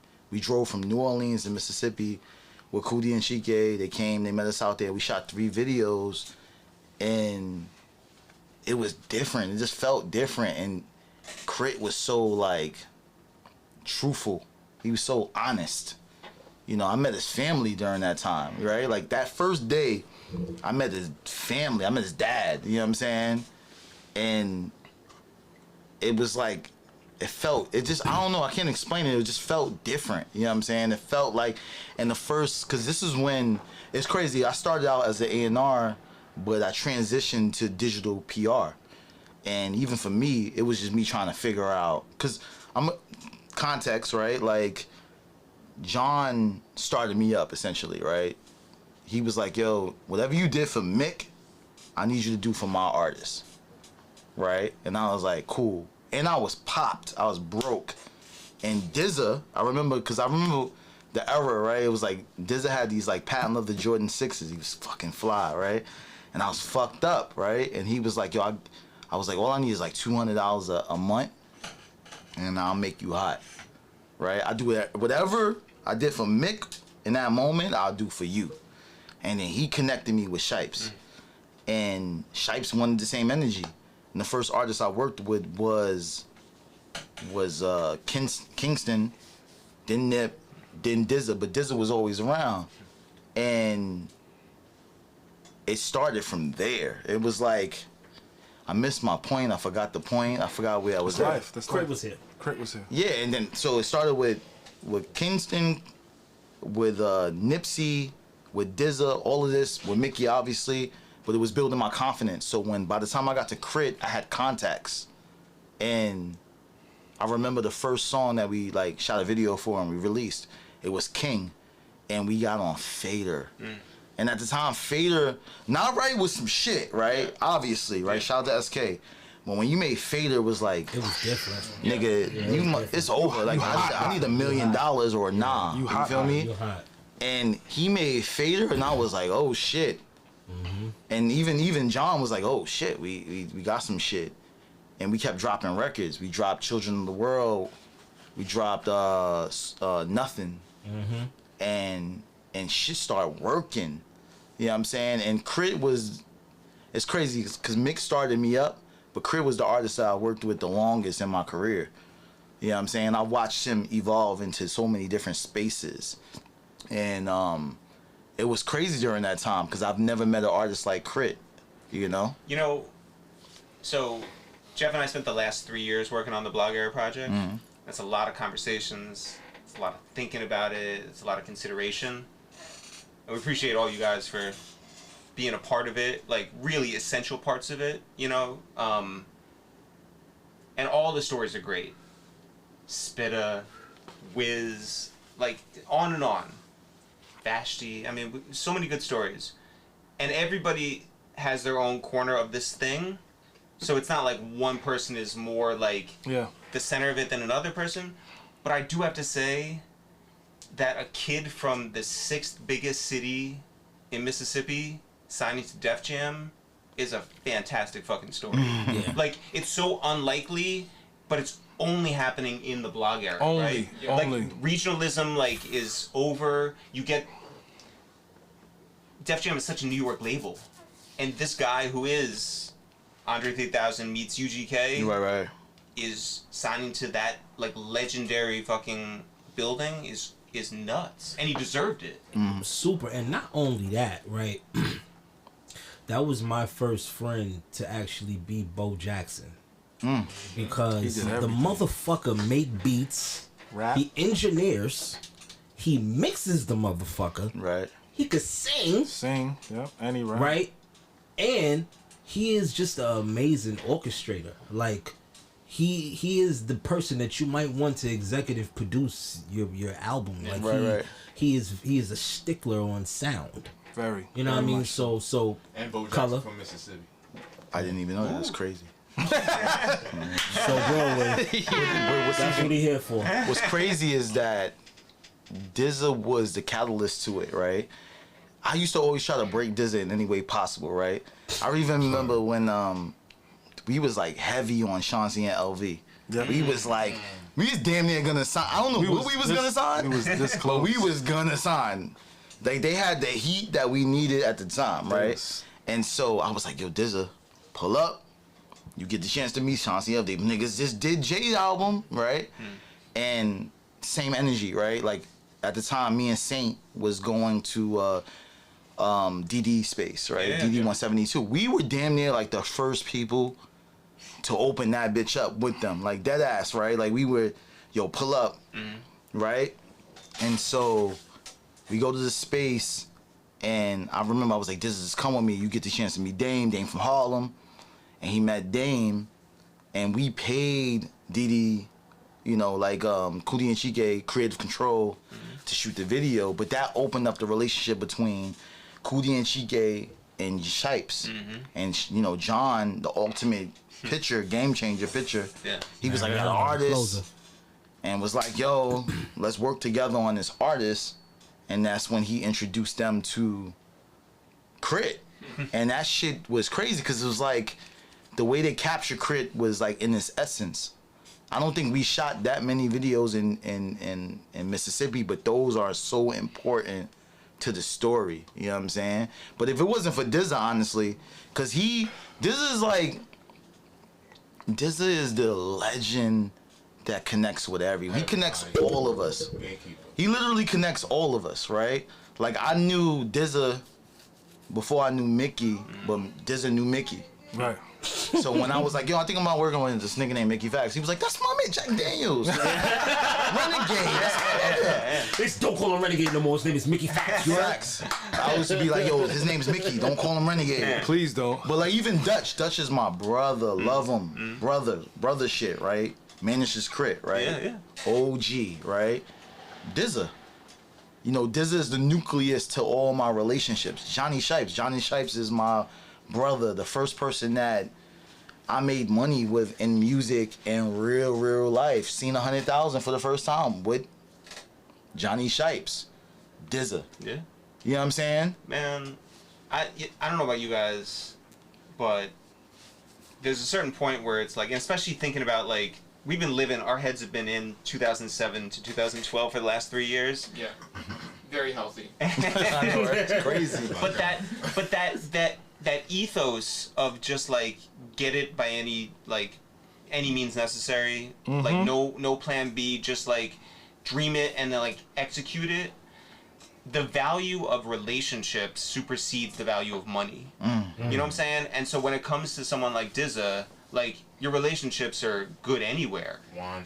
And that's like the most valuable thing that there is. And so you should feel like fucking ecstatic and over the moon about that shit. Nah, I feel amazing. You know what I mean? Yeah. I love connecting with people. I love connecting other people with other people. It's not even about the monetary gain. It's always just about connecting people. All right, hold up. Yeah, wait, why are you making me pay then? No, can you tell him some fly shit? So he which one? learned, you know, like this setup is also where he records at, right? He is engineering artists now. Just off the humble, like you my man feel comfortable with recording with my man DZA, cause DZA no voice, he no vocal, cause he's an artist, right? And he's recording dope artists now. And that shit is so fly to me, cause I seen him come from like writing raps on a pad to then recording artists. You know what I'm saying? I said to DZA back in the day, like a few years ago, I was like, yo, you would be the greatest A&R of all time. Because he understands his production, the people, like the beats that he chooses is the best beats. It ain't like, this shit is amazing. So, you know what I'm saying? Yeah. That's why I love you, man.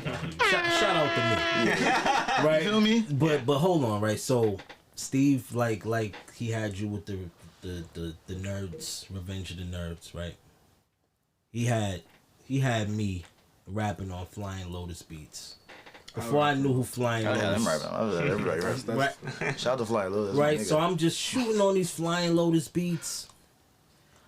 At this point, I'm like still learning who Flying Lotus is. And he gives me, again, this crash course because he's like, yo, you always rapping about shit. You don't know what the fuck you talking about. You need to make sure you know what the fuck you talking about. So here's the homework. Right? So then I started to learn Flying Lotus. And I really started to like Flying Lotus. So now I'm rapping on Flying Lotus shit. And I'm tweeting Flying Lotus. And then one day, Flying Lotus heard this one song I did called Dear Winner. And he retweeted it. And then we just started to talk on Twitter. Right? Fast forward, what is this? Maybe like 6 years later. Me and Flying Lotus have an official album about to drop. Hey, That's what the fuck I'm talking about, B. So that is really fly, and that is a lot of manifestation. Yeah. Now you didn't get to answer this question because you went to the bathroom. Your favorite project from the blog era? Cushion orange shoes. Whew. Yo, I dead ass wanted to be like Witz for 1 second. I don't even smoke. I started tweeting like I was like waking up. I was being weird. I don't smoke. I don't smoke. I was like wake and bake. I remember being like, yo, he played the shit out of that album, bro. Yo, it was like songs like Up. It was crazy because I remember coming to Shipes, because Shipes' crib was like the hub. You know what I'm saying? Shipes will, to this day I do certain things that John would do, but he would take care of lunch, and I needed to eat. I was hungry, right? Shout out to Sean. I hope he watched this, cause shout out to John. And I remember DZA was there, and I was like, yo, you gotta listen to Flight School. And that was around the time that the joint. Yeah. I was like, you gotta listen to Flight School. Flight School's crazy. I was like, this nigga's like Max, but like hotter at one point, right? And then he dropped Cushion Orange Juice. And I was like, this is the flyest shit I've ever heard. And I remember consciously thinking like, yo, I'm going to start talking about weed on Twitter. But that's how I ain't never felt influenced like that before. But that's how much I fucked with him.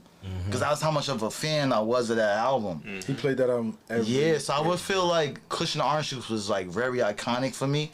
And I would say like Man on the Moon. Like during that time. And it was crazy for that because like we watched Cudi grow, right? We watched Cudi grow into who he is now, the iconic Kid Cudi. And it was like I felt him because there was times where none of us had computers. We would go to the Mac store on 8th Street and we would be sending out emails and Cudi would be to the left of us doing the same sending out emails. He worked at Bait. He'd be sending out emails. I'm like, oh, what you doing? He's like, yeah, I'm trying to hit shit. Like, I'm trying to figure this shit out. And to hear that album, it was like a representation of like what we was actually going through at that moment. And so I would say like Man on the Moon and definitely Cushion Orange Juice. Shout out to Wiz. You know what I'm saying? It's crazy because I said Cushion Orange Juice, Pilot Talk for me because those were the two albums that spawned George Kush. So that my was shit. George Kush. That's your shit. I fake produced a record on George Kush. It was my like second Smoke DZA beat. Yeah, what do you think? My life. Did you get credited? Yeah. Yeah, he actually credited me. I always credit. It didn't say like thanks to Cinematic Music Group. Nah, he got it was the actually a credit. I made sure. He made. I just looped never let some me shit. down. I was like, yo, loop this joint up, right? I was on my puff shit. Yeah. And it was my life. My life. And I think for me, like knowing DZA, I always wanted him to talk about what he's actually going through in real life, because his real life is so dead ass. Illustrated. Yeah, obviously we all know. And I'm like, yo, talk about some shit that you actually going through, and he definitely taled about that on his My Life joint. So yeah, that was my He first definitely did. word. Did you battle sure. in high school? No, I did not. Did you say that though? No, I didn't. All right, my bad. He said some whole other shit, but What he said? What he said? Nah. All right, I heard you. Open up the whole wounds. Right. So. Oh, hold on. Oh shit! Nah, I just said that though. No. Don't do that. No, I'm gonna switch gears. I'm gonna switch gears back to my man Drake, right? And I'm gonna talk about a moment, right? And I'm gonna let Mick talk about this moment, right? He said on Twitter, right? We didn't know how important Twitter was at the time. He said, "The Rock is definitely in the building." It's The Rock. It's The Rock. These are tweets. The Rock is definitely in the building. It's The Rock. What is that? I love life. I love life. What does that mean to you? Tell the story, You got please. something Oh to shit! I love this. Again, me following blindly from my man Brown. I fucked up on this one. So allhiphop.com, they have the rumor section, and they still have the rumor section. So they posted in the rumor section that Mickey Factz was getting ready to sign to Rock Nation. So Steve sees this and is like, yo, people thinking you about to sign to Rock Nation. Fuck it. Let's get signed to Rock Nation. So me, I was just like, I bet. So I start tweeting. So he's like, nah, you got to do it calculated. Start tweeting Hove lyrics. So I start tweeting mad Hove lyrics. I tweet like 5 of them. Then the last one, I tweeted, "It's The Rock. I love life. It's up." And then I just stopped tweeting. Oh my God. By the end of the day, I was signed to Rock Nation. By the end of the day. Right? So now, we on the way to, I guess, a show in Boston. Right. We on the way to show in Boston. Had a sold out show in Boston. We go to Boston, and on Hot 97, yo, shout out to Mickey Factz, just signed to Rock Nation. So no. This is the day that Drake with the BlackBerry. With the BlackBerry. The day of Drake Oh. with the BlackBerry. With the Drake On on the BlackBerry Flex. on Flex. Yeah. He did the interview. Yep. He shouted out Mickey and said, Yeah, "I heard he just signed to Rock Shout Nation." out to Mickey Factz. He's on Rock We Nation. in the whip. We in the car going to the show that it was a brand called Society. Oh yeah, Yep. Chef. Right, Society, right? Big Sean was supposed to perform there. He canceled. So he they was like, called yo, me. he just signed to Rock, right? So it's like only right to get Mickey, right? yeah. And I did the show. So we come back from Boston. Saint meet up with Drake manager. Yo. Shout out to Oliver. Shout out to Oliver. Oliver was like, yo, man, congratulations, you signed to The Rock. Now, we never say I didn't sign to The Rock. We just keep going with it. Because in Saint mind, he was like, let's play chess and get a meeting at Rock Nation. So I'm hitting Lenny, like, Lenny, please, let's take the meeting because this is getting out of control. The meeting never happens. And everybody think I'm signed to Rock Nation. To the point where Jay-Z goes to Semtex. Jay goes to Semtex. And Semtex is like, so yeah, I heard you sign J. Cole, I heard you sign Mickey Factz. He was like, Jay was like, Jay was like, yeah, we got J. Cole.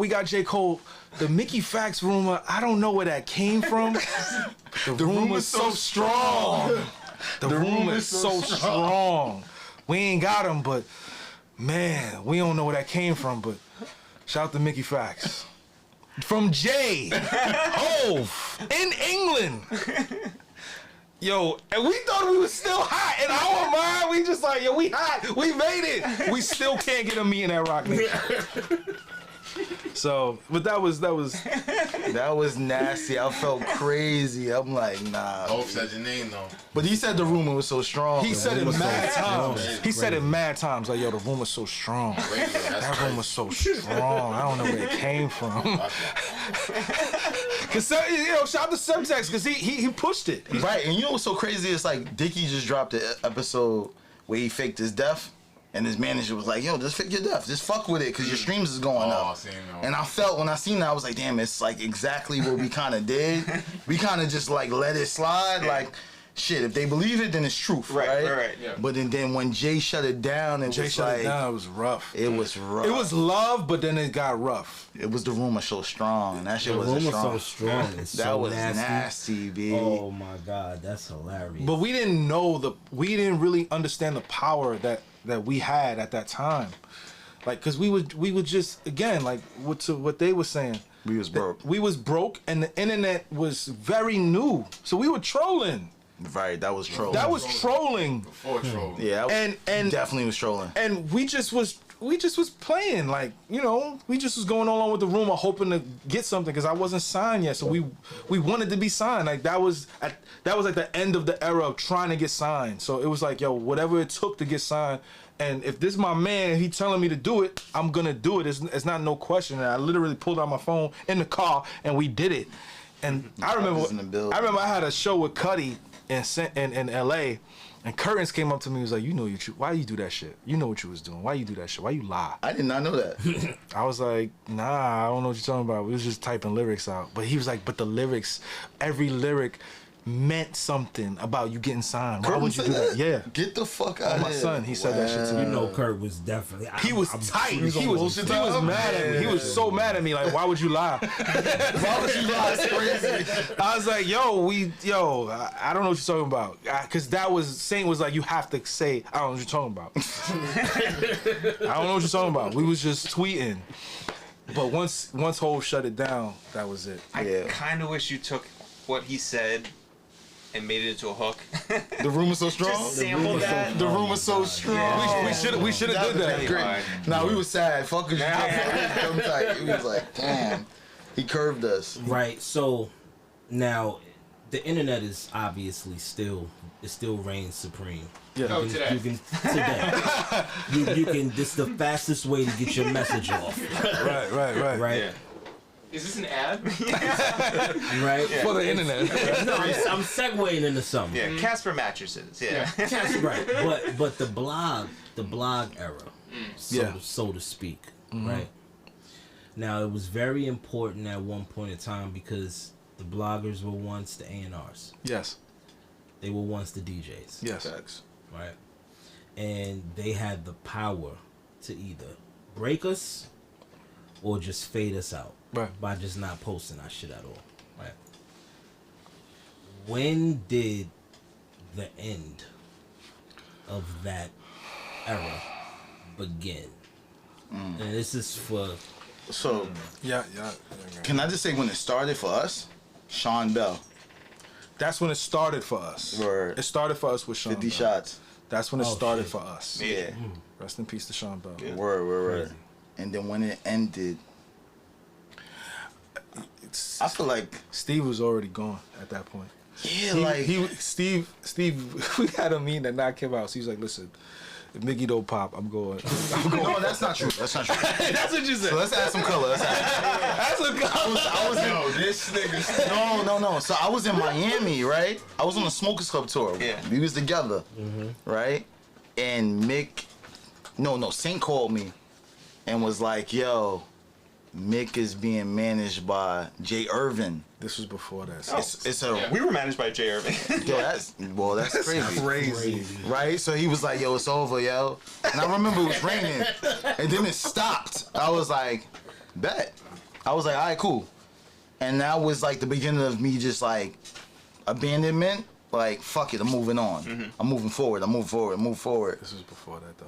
Right, that's what I remember, though. So, Okay, I'm not mad at that. No, I feel you. So I was like, I do. So I was like, for me, it was just like, all right, it's over. Like, that era of me is over. Right. You know what I'm saying? Like, I gotta move forward.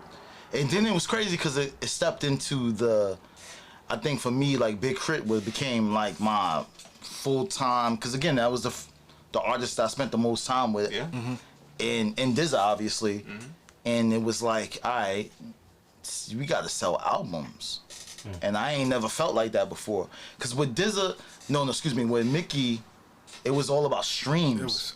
It was like Z-Share. It was Z-Share. Like, that shit had 2,000. Z-Share, Yeah. Hulk Share. Hulk Share. Yeah. Sense Space. Sense Space, crazy. That's what it was all But about. for he was like the first artist that we actually got signed, which was which was Crit. Yeah. So it was like, all right, now album sales is important. Live from the Underground is important. And that changed my perspective, 'cause now my focus was that. Yeah. You know what I'm saying? Yeah. So that's when I think for me, that's when like the blog era ended for me, because the stakes was different. You know what I'm saying? Yeah. I mean, look, I think Jeff and I went into this thing, the Blog Era podcast, and we wanted to like define it, and we were like, all right, let's say the peak years are 07 to 2012. Like, the blogs didn't end on one day. You know, it wasn't like they turned the lights off and that was it. Two Dope Boys is still around today. Still. I'm on it every day. But That's But, you know, there's a lot of sites that aren't around, right? And some came and went at different times. And there's, you know, On Smash was seized in Thanksgiving 2010, right? So there's like, there's a lot of stuff that like happened at different times. But people were like, well, why did the blog era end? Was it streaming? Was it the government? It was all these forces to us. So like, you know, I think things for us, Jeff and myself, 2012 is that dividing thing, because like you got a lot of forces that come around. Money comes in, that changes everything, right? And like, you know, that independent spirit where you're working all the time now, and like money is dependent on how many views you get and how many people like refresh your page, and like it changes. Odd Future comes around. Odd Future's Facts. like, hey, you know what? We don't need you. Fuck you now, right? Fuck you, Two Dope Boys. Like, you're not cool anymore. Tumblr's cool now, and Twitter's cool. I can give it to you direct. Fuck a blog. And so then it's like, you know, then you're not cool anymore. You lose the artists. Yeah. What are you anymore, right? So there's a lot of things that come around at the same time to end it. And so I think 2012 is like, if you don't evolve into something else, Evolve or dissolve. then that website that was, and by the way, as we cover in the series, like it goes from this place that's just for music into a platform that's like, you can break us, like you can break like Dallas Penn and Rafi Cam, right? Internet celebrities. You can break like Jay Smooth and the videos that he did, and go on to like do crazy things. It's not just Peter Rosenberg comes from the blogs. Facts. Um, Another person that definitely.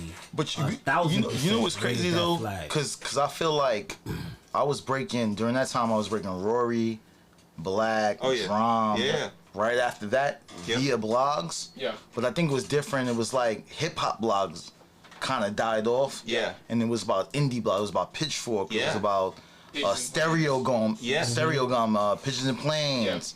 Yeah. You know what I'm saying? Yeah. Ambrosia for heads. Yeah. Yeah. Right.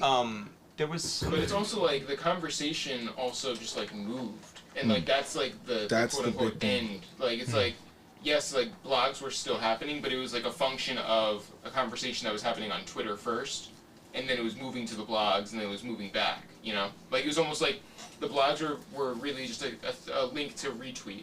Yeah. For me, after we did Mickey Mouse in 2012, the last kind of big coverage that I got on the blog was my control response. And then after my control response, it was just then, which was 2013. It just was that was it. I think Control was probably the last big hip hop record for the blogs. Agreed. You know, and I think that was the last time like the blogs posted something, and then it was whoosh. It was still like this wildfire, and because I remember trying to put something else out after that, and it didn't hit. So Control for me, my response was the last time there was big energy. So Mickey plays a major part in this podcast. His arc goes all the way through. He was first out the gate, and he was lapping people, like out the gate. And you know, XXL cover, getting signed to Battery, Commercials. Steve has commercials, touring. Mm-hmm. Steve has an amazing quote at the end of episode 6 where you're like, and then you know things worked out, and you're like, well, put some money in our pocket, but you know, like you know, and that's the reality of it, right? But then, like, super important in the 9th episode is that Mickey, he's over there at Battery Jive, and then the label folds in on itself, and it's all of a sudden it's just like, okay, we're going to transfer you over here, and you're going to have to meet with new people, and your whole idea and the people who valued you, like a college coach who up and leaves, you got a new coach in there, and it's just like, oh, I gotta try and fit in and try to do right. So when Mickey, who was at his core the blog rapper and whatever, hipster rapper, whatever you want to call it, but like a man of the blogs becomes a label rapper. Wow. Like that's a big ending right there. You know what I'm saying? And then it's just like you guys, you know, parted ways, and that's a fascinating story. And I'm sorry you had to go through it, but that's real life, right? I think what I take from this era, in my opinion, you know, and I've accepted it over time because I was in a dark place when Ja folded, was that I was the guinea pig. Like I'm the guinea pig of that era. Everything that me, Steve, Saint conjured up in our heads, people saw and took. Even when you look at and when you listen to their podcast, Wiz says it, like Mickey was the guy. If you look at Big Sean's early blogs, he was like, if I can just be like Mick, I'll be aight. Everybody wanted to be what we were doing because we cornered the market from fashion to the type of music we rapped over, to the coverage we were getting, to the culture, to the commercials, without a cosign. We were doing this without a cosign. So when the label folded, and you know Jeff Sledge lost his job, who signed me, and then I got moved to another label. You know, that was pretty much the end. So I never got that chance to kind of elevate my team at the time, which was GFC New York. We're like, if I'm the flagship artist and everybody is trying to emulate what we're doing, and I don't get that shot to take it to the next level, it's a heavy burden on me. I took that personally for a very long time until I've accepted it. Like, okay, my contribution lies in the brains and the words of those who experienced it and lived it, and I'm okay with that because I know what we did, right? Like we literally spearheaded everything, you know. Smoke is an example of that, like him saying who I introduced him to. You know, I ran into Ferg last year. He was like, yo, we looked up to y'all. Like we looked up to you, Saint, Quaz, Steve, Knock. Like y'all were our heroes. And we did that from Starbucks. We did that from Apple Store. We did that from Smilers. You know, was that what it's called? The joint. It was the diner. You know, in the Lower East Side that we would go to, and you know what we wanted to do was inspire and change our lives. I slept on Steve's floor. I slept on Precise floor. I snuck in Precise refrigerator to eat. You know, we would go to events just to eat breakfast. Events would start at 5, 6 o'clock. We would go just to eat breakfast, bruh, because we wanted this so badly. And I feel like if anybody, if we were trusting enough, if anybody would have just came and guided us in the way that we were supposed to be, we would be in a different space today.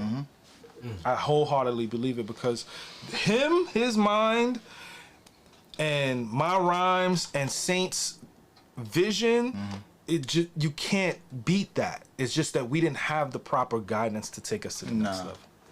We was experimenting. Ultimate DIY. Exactly. And another, you know, I always give y'all props, whether y'all here or not. I travel your names same way. You guys were the reasons that I got on the internet. And I, like I said, was grandfathered in, because a lot of the obstacles and courses that you took, it was similar to my sacrifice for other artists, Right. and that you sacrificed for me. Yeah. Yeah, So, we would, you know, we were literally thinking of other artists. Before us. Yeah, well, like Mickey, it's crazy because Mickey was doing features with artists to break the artist.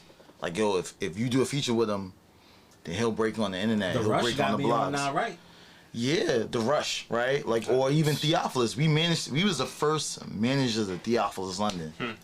First managers of Mellow X. Like, first managers FKI. of FKI. You know, they ended up producing for Post Malone and everyone, right? I'm gonna honor my brother. My brother is Steve. He's also part of FKI.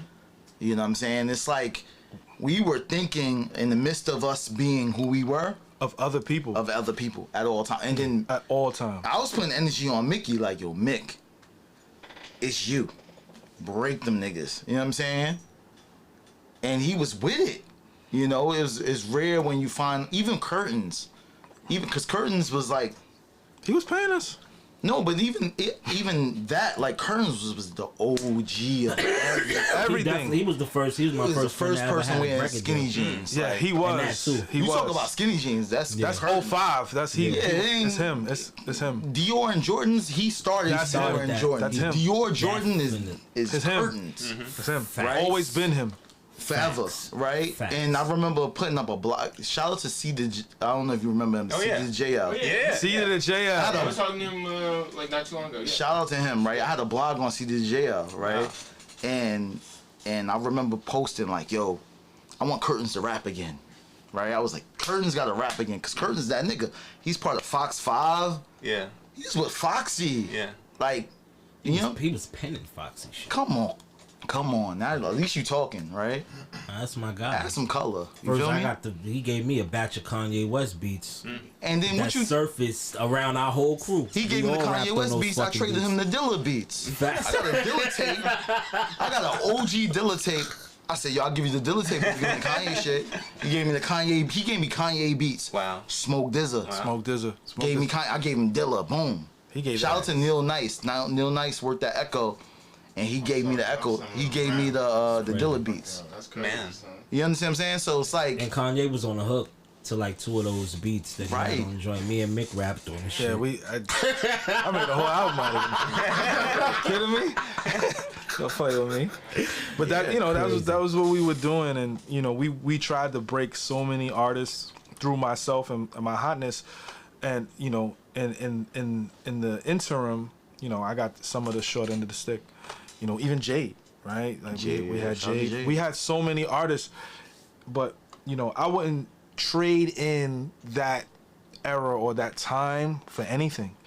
You know, me introducing you to all of these people did, you know, it was just because we were all together. It was like, let's all grow together. You know, the cool kids did it for us. So when we went to South by the next year, we put Theophilus on. We put whoever was with us on the stage with us. There was so many shows I had Smoke rhyming with me doing the Rush. Facts. And it didn't matter to us about clout or anything. It was about what we were creating. And, you know, we inspired a generation. You know, I think a lot of artists between that 2010 to 2015 era, they DM me to this day. I get DMs all the time. Yo, you was the guy who inspired me. You was the guy who inspired us. You, Saint, Steve, GFC New York. Like, we did it, you know, and, you know, it is what it is. Yeah. Yo, no funny shit though. Can I say some shit? I'm a little twisted. I remember me, Mick, and Saint, right? Walking, it was like 23rd Street, and we walked past y'all, and I was like, fuck them niggas. Because y'all was hating on Mickey at one point, right? I think I told you. But it wasn't. I love y'all. Y'all just shook me. I wasn't with them with that. But you know what it was? It wasn't. I wasn't with them. You know what it was? It wasn't even hate. It was just like satire. Y'all was just creating content. Y'all was just getting how y'all lived it. But it was like connected to our livelihood. Yeah. Everything. I took everything personal. Yeah, because like if you hated, then it's like we didn't eat. Like we didn't eat. So I remember walking by. We was on 23rd Street. I was like, that's the niggas. It's the real. That's how Wale felt. I didn't say I wasn't get it. there. But I always wanted to be interviewed by them. when I did a Right. podcast, Facts. And it never happened. But they made up for it in this podcast. I hope so. You know. Yeah, hell yeah. I think that. This is so cool. This is crazy. This No, is really. real shit. This is right? fire. Yeah, Dizza says that because he's been on A Waste of Time twice, but you know, like, or three times, maybe 3 times, yeah. With the wrestling thing too, you know. 0 for me. No. I think that look, so someone asked us yesterday, like, how we grew as storytellers, and by the way, like, the reckless days of like talking crazy on Twitter. Long ago, like us and Fab, you know. but I think that like specifically like this project, which sort of does come out of that A Waste of Time, like 5 years of weekly podcasts that were about like really getting to the spirit of who somebody is as a human. I think we evolved even like past that with this project right here, and get to who people are in this really transformative time, right? And I think that like Mickey, you're talking about like the legacy that you left and continue to, and your understanding of that. And I'm sitting here and I'm like, man, I really hope like deep down inside that Mickey like hears that in this podcast, because like we get a lot of the feedback, and a lot of people are like, shit, did not realize Mickey's like, you know, like life was so dramatic, and like he really put a lot on the line to like get to that place, and was the first out of the gate in that whole thing. And Steven, I don't know if you like have heard anything, felt that, but people are saying it to us, right? And that's real. And I think that like when we talk about this project itself, I think a lot of people go in and they're just like, oh, I know who Charles Hamilton is, right? Like I know his story. I've seen the memes. I've seen the video. But it's like we really wanted to like dig deeper into like who this man is, and like look at it from a perspective of 10 years later. Right. And it's like there's a lot more to the guy and his journey than like we gave him credit for 10 years ago. For sure. And by the way, he's another one who like we were close to him, we said some things, we worked it out, but like he didn't like us, we didn't, you know, like him, we didn't get each other, you know what I'm saying? Right. And he felt a way about it for a long time until the pandemic, yeah. But I think that like recontextualizing people and putting other information around it gives a whole new life to shit. Like when you talk about like going to that Knitting Factory show and you talk about it on the podcast, and we put the perspective of like, well, when you go back home to 119th and Morningside, no one there who's dressing in like long tees and baggy pants is gonna understand. You don't get it. What kind of magical like dream you just like walked out of? You go ahead. Add some color to it. Add some color, right? So boom. Tell them about the Mickey show. It was the Dead Mouse project. You bought 12E there. Oh my god. Okay, so the show is in fucking SOBs. Mickey is performing. For one, I never had a rap friend that performed with like the microphone in the ear. So he's like the hand, like it's just it's the most artsy show that you can see. And mind you, before, I'm pretty sure I told 12 how ill of a live performance we're about to see. I'm like, yo, nah, this nigga Mick is, he next level with this shit. Obviously, he supersedes what I'm telling him on some MC shit. So we're watching it. So boom, gets to the last act, and this motherfucker pulls. I don't know if it was baby powder. Oh, heard about this. Right, and he's Mickey. Run this down. Run down that play. So in May, we did the Mickey Mouse show. It was the Mickey Mouse Project release party show, and we put flour on a table, and I act like I sniffed it. Yeah.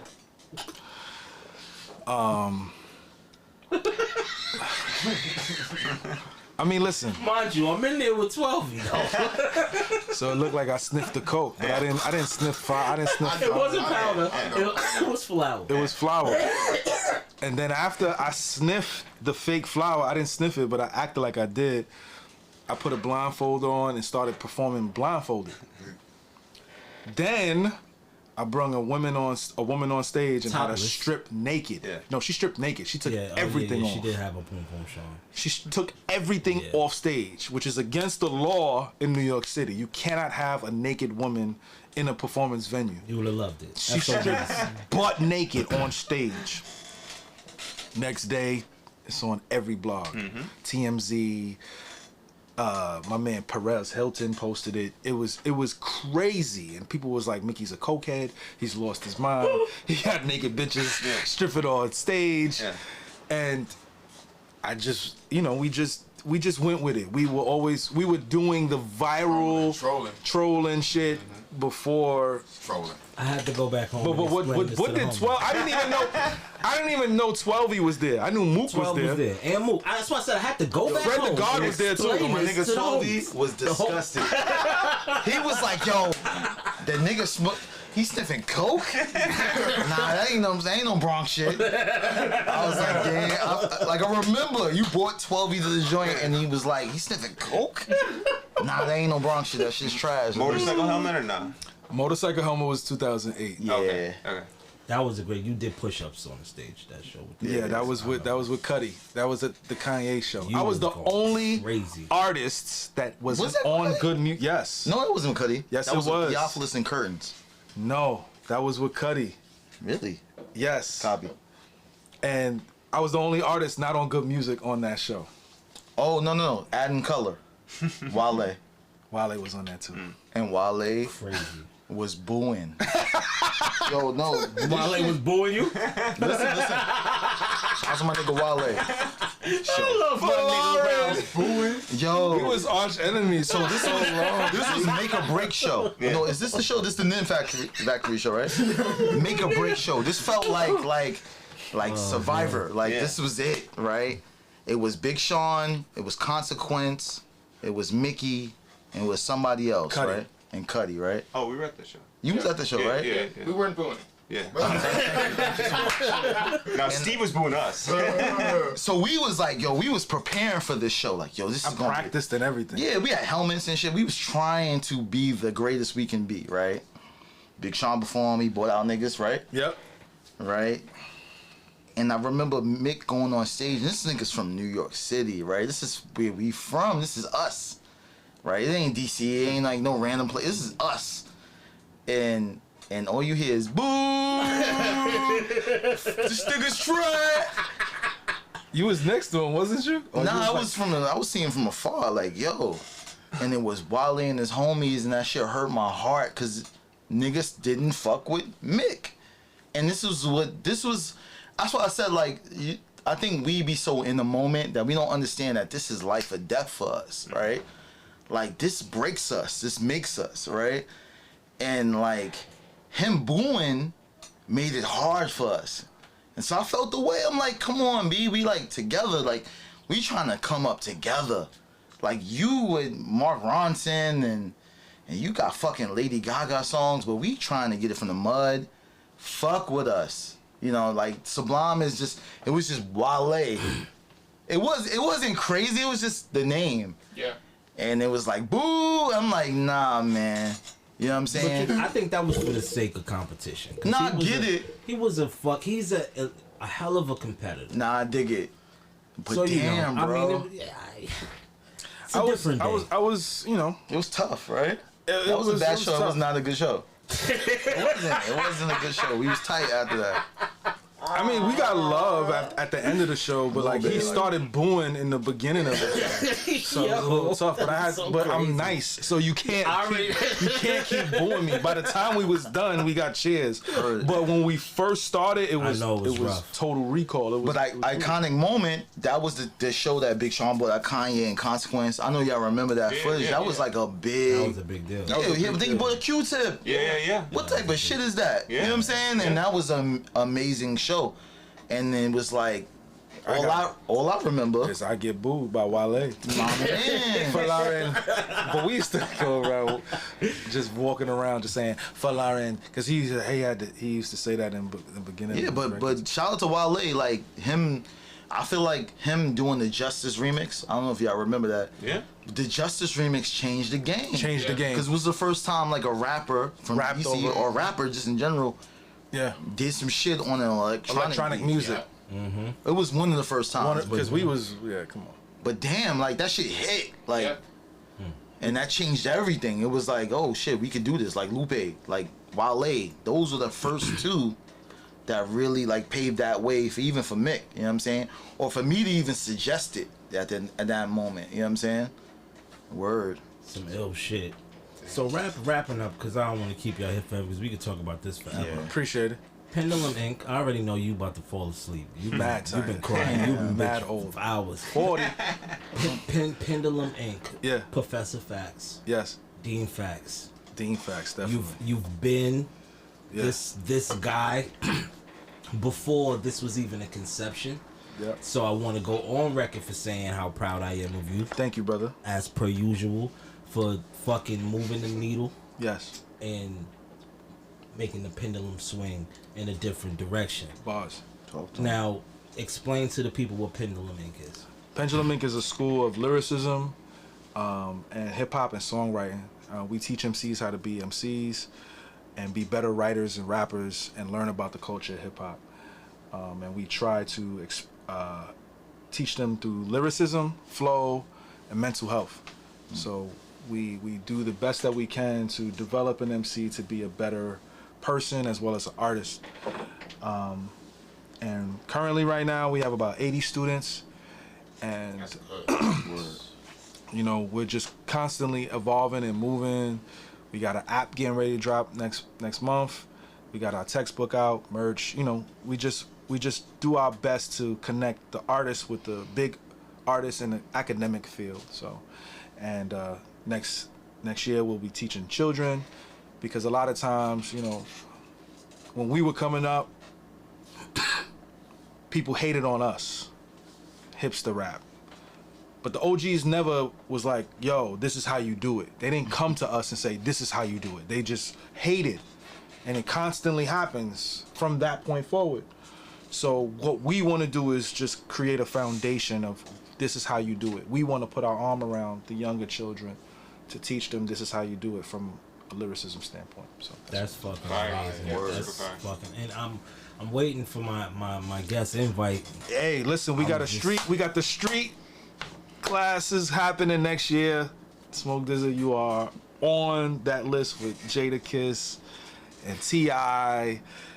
and I love how I'm categorized with I these know. guys. you know what I'm saying? But it's amazing. It's a hell of a group. It's listen. I'm with that. He caught me with the T.I. I was like, all right. Listen. called me. It's a lot of moving parts, but we want to be able to have all types of artists pull up. This year is more about still growing, and you know the goal is to get Jay to come and teach at one point in time, but we're growing into it. So sign up for penduluminc.com. We're doing amazing things, and yeah, that's about it, man. That's fucking amazing. That is hard. Buy more flowers. Oh yeah. I'm I see still a lot of waiting for my merch. I see a lot of Got a It's cop. called objects. It's not merch. Got a cop. I'll And I like that too. right now. I see a lot of like random women. I'm just walking around, just wearing the buy more flower hats. Talk You to know what I him. mean? My boys in Uniqlo. Yeah. I'm talking about you like you're not here. What's up, Steve? What's going on? I don't know, man. I think outside of work, it's about just like getting my shit together. You know, like focusing on my mental health and getting my life right. I'm turning 40 in a month. Wow, I heard that. Yeah. And that's important to me because I never thought I would even get to that place. And so I think outside of the work, right? Because everything is about work, right? Right. It's just about making sure like my mental health is right and showing love to my family and my friends and just trying to live a healthy life. Word, and that's really it. You know what I'm saying? And in Uniqlo right now, I did a collaboration with Uniqlo, doing a collaboration with Brooklyn Circus, doing a collaboration with Aunts and Uncles. It's a dope ass restaurant, vegan restaurant, in Flatbush. And just creating, you know, turning 40 and still being able to like do shit is crazy. Thing. And I think we all at it. Well, wait, hold up. How old are y'all? How old do you think I am? You like 36. They are so quick with Yeah, it. 38. Yeah, they're How so. do you? 42. Get 42? Yeah. Wow, you look so much younger, bro. be all up there. White don't crack. White don't crack. White don't 39. crack. Talk to him. White don't- 39. White don't crack. Strong. Right. Yeah, they So I- typically say that. Yeah. Be 40 in February 8th. I can't wait. So I think that like at the age that we are, it's not about age, it's really in real life. It's about youth and energy. And I think like we are defining what this shit looks like. Yeah. 42. Right. It's like we're defining that shit and this is changing. And so I'm like very proud of myself because I feel like I'm able to define what it feels like. And to me, that's the goal. Like that's the legacy. It's like constantly creating. You know, I started 20 years ago and I'm still here. Shout out to Ferris. Shout out to Sycamore. You know, shout out to fucking Sav. Yeah. Ooh. The other Steve. Talk to him. Talk to him. The Best other of both Steve. offices. Shout out to him. Carlos. Yeah. Like we still in the building and it's Facts. hard, you know what I'm saying? But we still shout out to Saint. Word. Shout out to That is Santo my Blanco. brother. I Facts. talk to him every single day about nothing. I know it's real. Shout out to saying? Dutch. Dutch. Dutch. Shout out to Dutch. the Shout out to ultimate Nem. shaker Shout out to mover. Sean. Facts. Smoke Oh. Dizza. Shout out to Dizza. You know what I'm Yeah. saying? Mark. He's lit. No, not him. But we able to like, it's like this is real life. You know what I'm saying? Outside of the work, right? We are human beings Amen. and men, Facts. and we building, and we Yes. still here, Right. and we working, we grinding, Thriving. we creatives, Facts. Facts. hats, shirts, That's a Schools. schools. Podcast. Podcast. We still Right? doing this shit. Now hold on. Last but not least, My the bad. reason it's okay. It's okay. It was great. It was great. I needed that. The reason, you know, I'm not even gonna lie. The reason why me and Show was sitting here talking and we was trying to figure out what could we do to instantly get back into this thing, right? Because it's been a while since me and him potted, you know, because life has been lifing and we just been handling what we had to handle. But this blog era conversation has been sparked by you guys, right? And Facts. I couldn't think of anyone better to talk to than the four of you guys, right? And you guys reigning supreme with this, with on your platform as well. Let's speak to the people about that real fast, about the, you know. Well, first, As artists in podcasts. Yeah. thank you. Thank you. That's a lot of responsibility that you're putting on our shoulders. And a lot of credit. Like we didn't spark the conversation of the blog era. Blog era conversation has been. It's been going, but when forever. I see, I'm just saying, No, adding some color to it and I having some concept to it. Like, A little tan to this. yeah. Right. But I'm just saying, like, so we started during the pandemic, and we interviewed Mickey in summer of 2020, I want to say. And I remember Mickey was so excited. And so we go, Clubhouse was like happening at this point. Mm-hmm.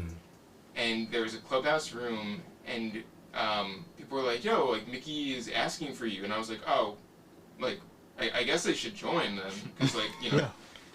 And I remember you called me up, and I was like, I can't talk about this. We literally talked today, like, we interviewed you today, and I was like, I can't talk. I gotta go. And so I was in the room for like 2 minutes.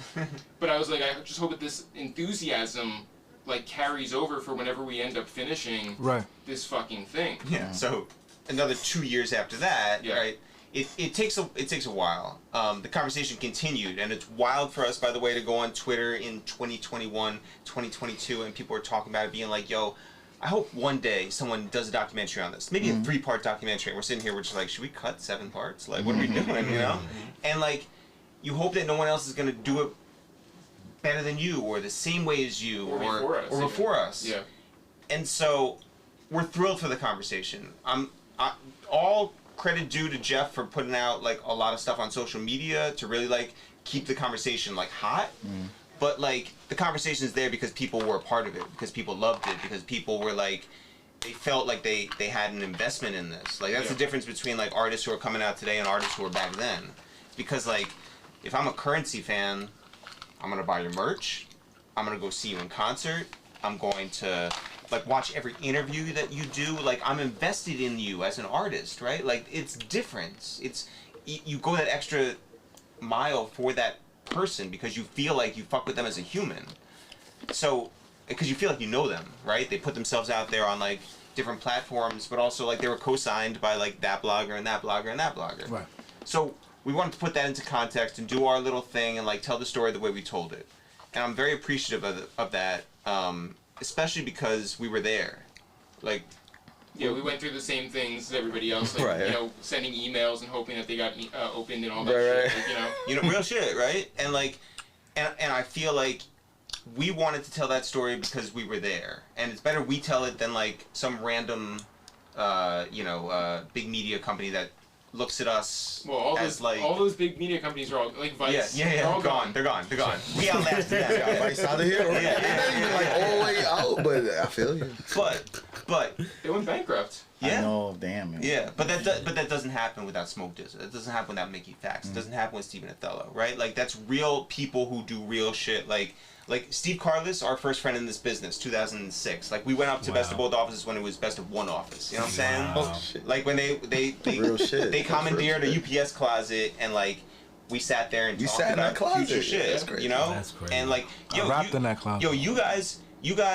What was it, 35th and 7th, or 37th and 5th, or Yep, somewhere around there in that Starbucks? Yeah. Like real shit. Like this doesn't like come overnight. This is earned.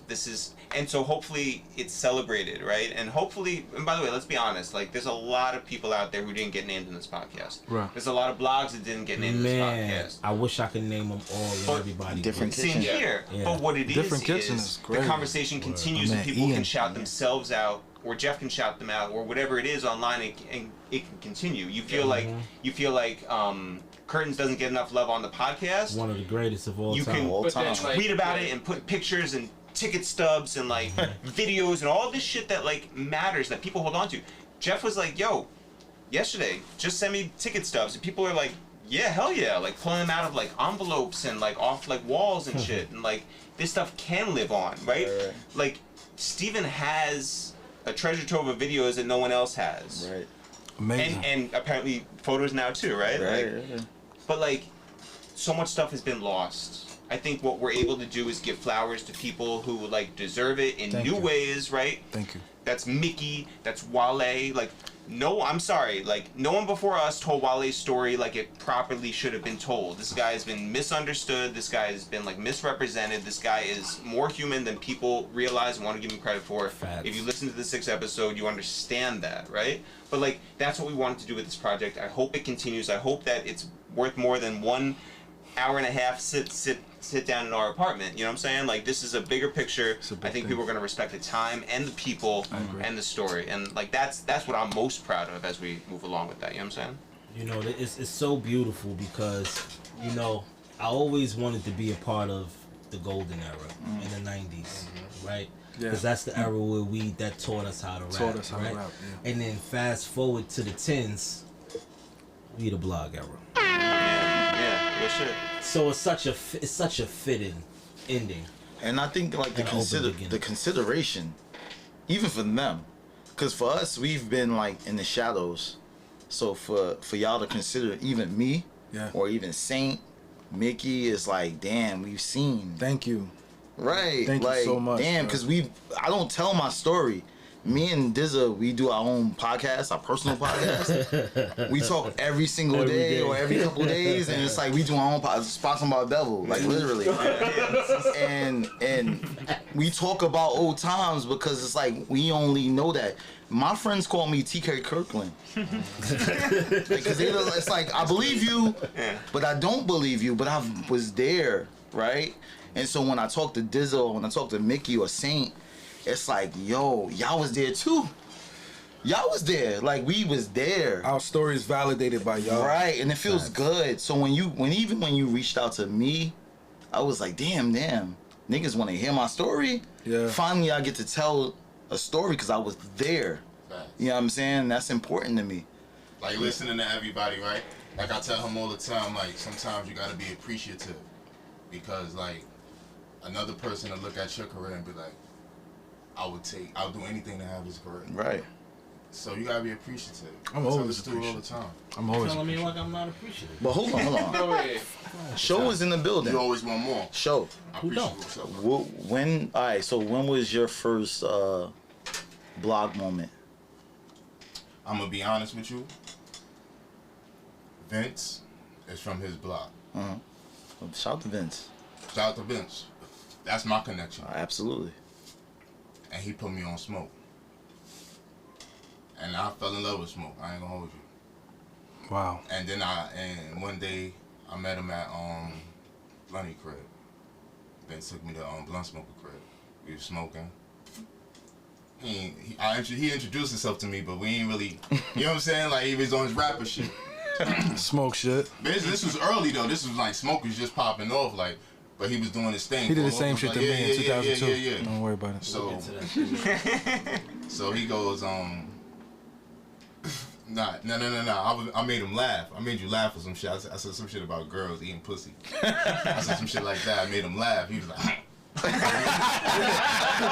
he looked at me and whatever, and that was that, right? So the next day, and knowing I had the sour, so I was selling weed at that time, you know it. Yeah. So a car and weed. I threw that around, and I knew he liked it, but he didn't want to tell me. I knew that. So one day, the next day, I had a dentist appointment, right? Twitter. I'm tweeting, and I remember the tweet too. And I put, yo, I hate girls with fat big toes. And he retweeted me. My son retweeted me. He felt you? Was it the manual retweet? I swear to God, that's what I put. I hate girls with fat big toes, man. And that shit, and he retweeted me, and then mad people started retweeting this shit. That's the first time that ever happened to me. You know, he was popping, you know what I'm saying? So I got a couple followers off that and all that. And he was like, then he DM'd me like, yo, pull back up the bloody crib, yo. Like, yo, pull back up the bloody crib. I'm like, I bet. I hit Vince, you know what I'm saying? I'm like, yo, Vince, bloody. He's like, yeah, nigga, we gonna pull up. He scooped you. So, yeah, he pulled up. And I swear to God, bro, I been next to this nigga ever since. He's scooped. Like Smoke done took me. Like I done been to ASAP Rocky crib downtown. Quick Right. cuff.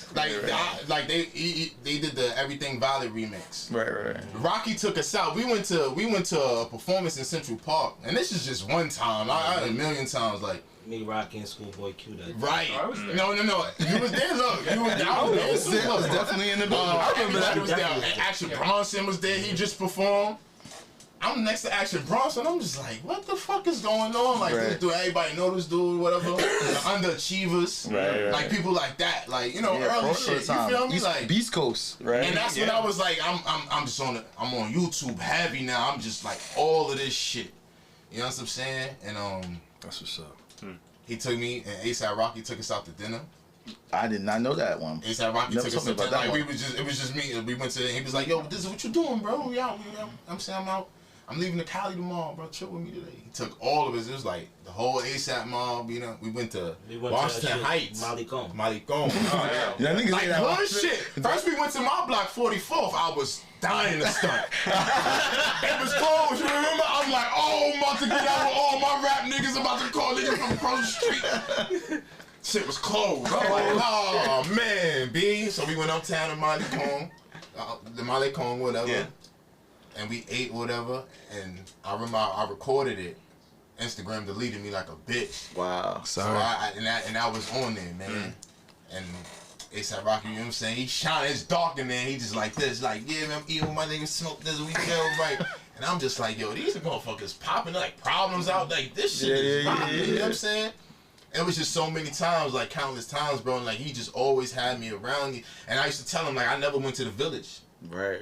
until Smoke. Wow. Like Smoke had like I ain't going down there. Fuck out, you know what I'm saying? Like Yeah. I'm not a village. I'm from Harlem. Right. He like, yo, bro, you don't even. Beginning. He like, yo, you stupid, bro. You don't even understand, bro. Like, Steve's involved. take me to Supreme. Like, you put me on mad shit, Had bro. with- Like, with Dame and Mama China. Dame. Like, bro, I'm in Dame. Like, do you Hey, know yo. what it was? Like, let me tell you a Pause. funny story real fast. I'm sorry, I know it's late. Yeah. Funny story, Dame Dad story. Where's Khalifa? First of all, what was that? It was supposed to be a performance. Yeah, we supposed Where to was we perform, from? and we got a shit. But Dame art galleries down the block. DD. Yep. So we go in there, we deep. Shice Bubs was hosting. Shout out to Shice. For some reason, bro, Smoke got the whole party to follow us. I don't know how he did this shit. My brother, when I say the whole party is in front of Dame, like Dame shit look like a bar now. So Dame like, what the fuck is going on? But he hyped though, because like Dame was kind of like in the cut at this Right, time. right. Yeah, he was low key selling oil and shit. He was doing shit like that. Yeah, he was saying shit like that. Like I'm selling motor oil. He say shit like that. I'm selling motherfucking motor oil. You talking about rap album? Get the fuck out of here. He say shit like that. Yeah, real shit. I'm like, this motherfucker got an art gallery, like art hanging up, all kind of shit, and he got me in there. So Wiz came. Yeah, Wiz had called me like, yo, Wiz pull up, and I'm just like, this motherfucker, like, it's just early, bro. So Wiz pull up, you know, he guys, so you know, Dame talking to Wiz, you know, Wiz, Dame love people like Wiz, like, you know, independence. He's like, oh yeah, you know what I'm saying, like, this is what I'm talking about, independence. But Dame like, yo, get all these motherfuckers out my shop. Smoke mad, cause I'm gonna say a name. I don't want to say this name. Say the name. Damn. No. I'm not gonna do that. I'm not gonna do I that. already know what I was about to say. I'm messy. I should say. Anyway, He was doing. so boom, we going downstairs. So I'm hyped. So I'm feeling like a rapper. I'm gonna be honest with you. I was a little beside myself. So Dame like, yo man, there's too much people up here. Let's go down. He tell him Wiz, let's go down. Tell Smoke, let's go downstairs. So you know I'm always next to this. I'm glued like this. Yeah, this is my key. You know what I'm saying? I got to get in. I think fuck that. He gets away from me though. Like he gets in the front of Dame. So I'll never forget this shit because it's Smoke, Dame, Wiz, Blunny behind him. The bodyguards is what fucked me up because you know they gotta get behind Wiz. So I get behind the bodyguards. Vince behind me, whatever. So we all walking downstairs to Dame little downstairs shit. Dame holding the door. Dame got downstairs, so he opened the door, so he letting everybody in. He let the bodyguards in. He said, Yo, bro, it's a little too packed. Close the door, motherfucker. Like, It's a little too packed in here. It's crazy. It's a little. that's I got it. Oh my You god. brought me back down. I ain't nobody, my nigga. But I love you, my nigga. No, but you, I told you about that shit Still was in too. the building though. You ain't leave out the building. You brought me back downstairs, you bro. back. I've been watching like Angie Martinez's like big, Yeah. and when I be watching that shit, it reminds me of DZA. I gotta give it all to DZA, right?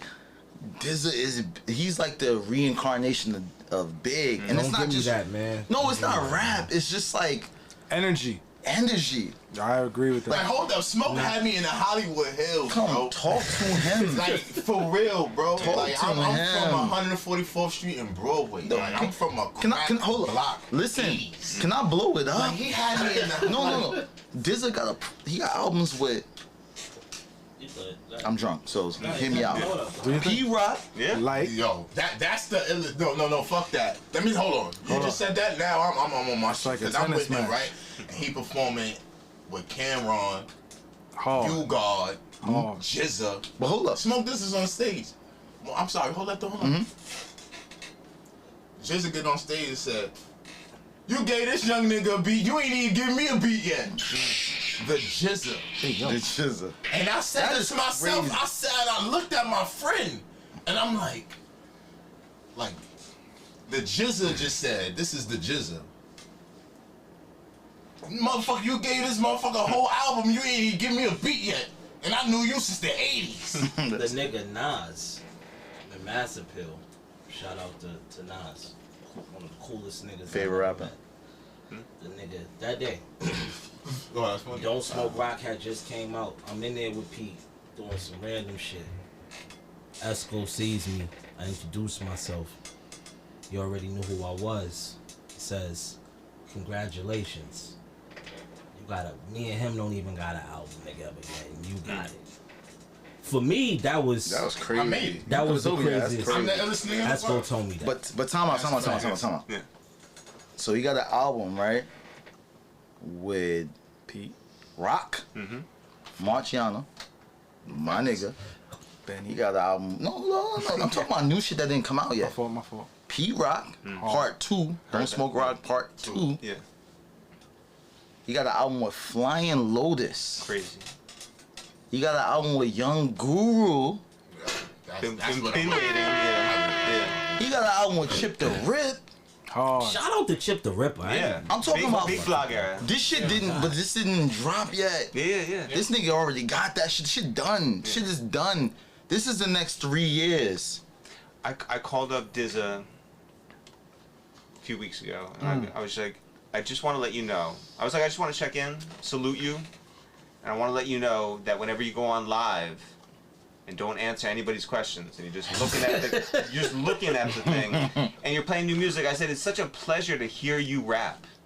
Real shit. Now, by the way, you've gotten all this praise. I do want to sort of bring you back down Please, a little bit. I need it. I do that all the time, but go ahead. Jeff and I go out to Smokers Club Festival. Fucking blog era come to life, right? Oh my God. That shit was so incredible. And who are we super excited to see but our guy Smokey. And this man is not running on time. Like the flight, you and your DJ show up like whenever you show up, but Disheveled. we're out there. We don't do well in the sun and it is like killing us, right? But we are there for you, right? First of all, shout out to your DJ. What a great guy. Who Rally DJ? Rel. DJ Rel. Rally Shout Really Rel. well. Great guy. As if you had all the time. We were with Spitta the day before, and we're like, yo, so how are they going to fit everybody, like, on time on that schedule? And you have a band? Like, to him? And they were like, oh, yeah, so it's like Summer Jam, so they got, like, the turntable. I'm like, oh, all right. So they're going to have a DJ on one side and DJ on the other side. Cool. DZA shows up. His DJ is playing a very New York set for like way longer than he should have, right? So your time is minimal. So you show up and the crowd is fucking going crazy and we're right there with it.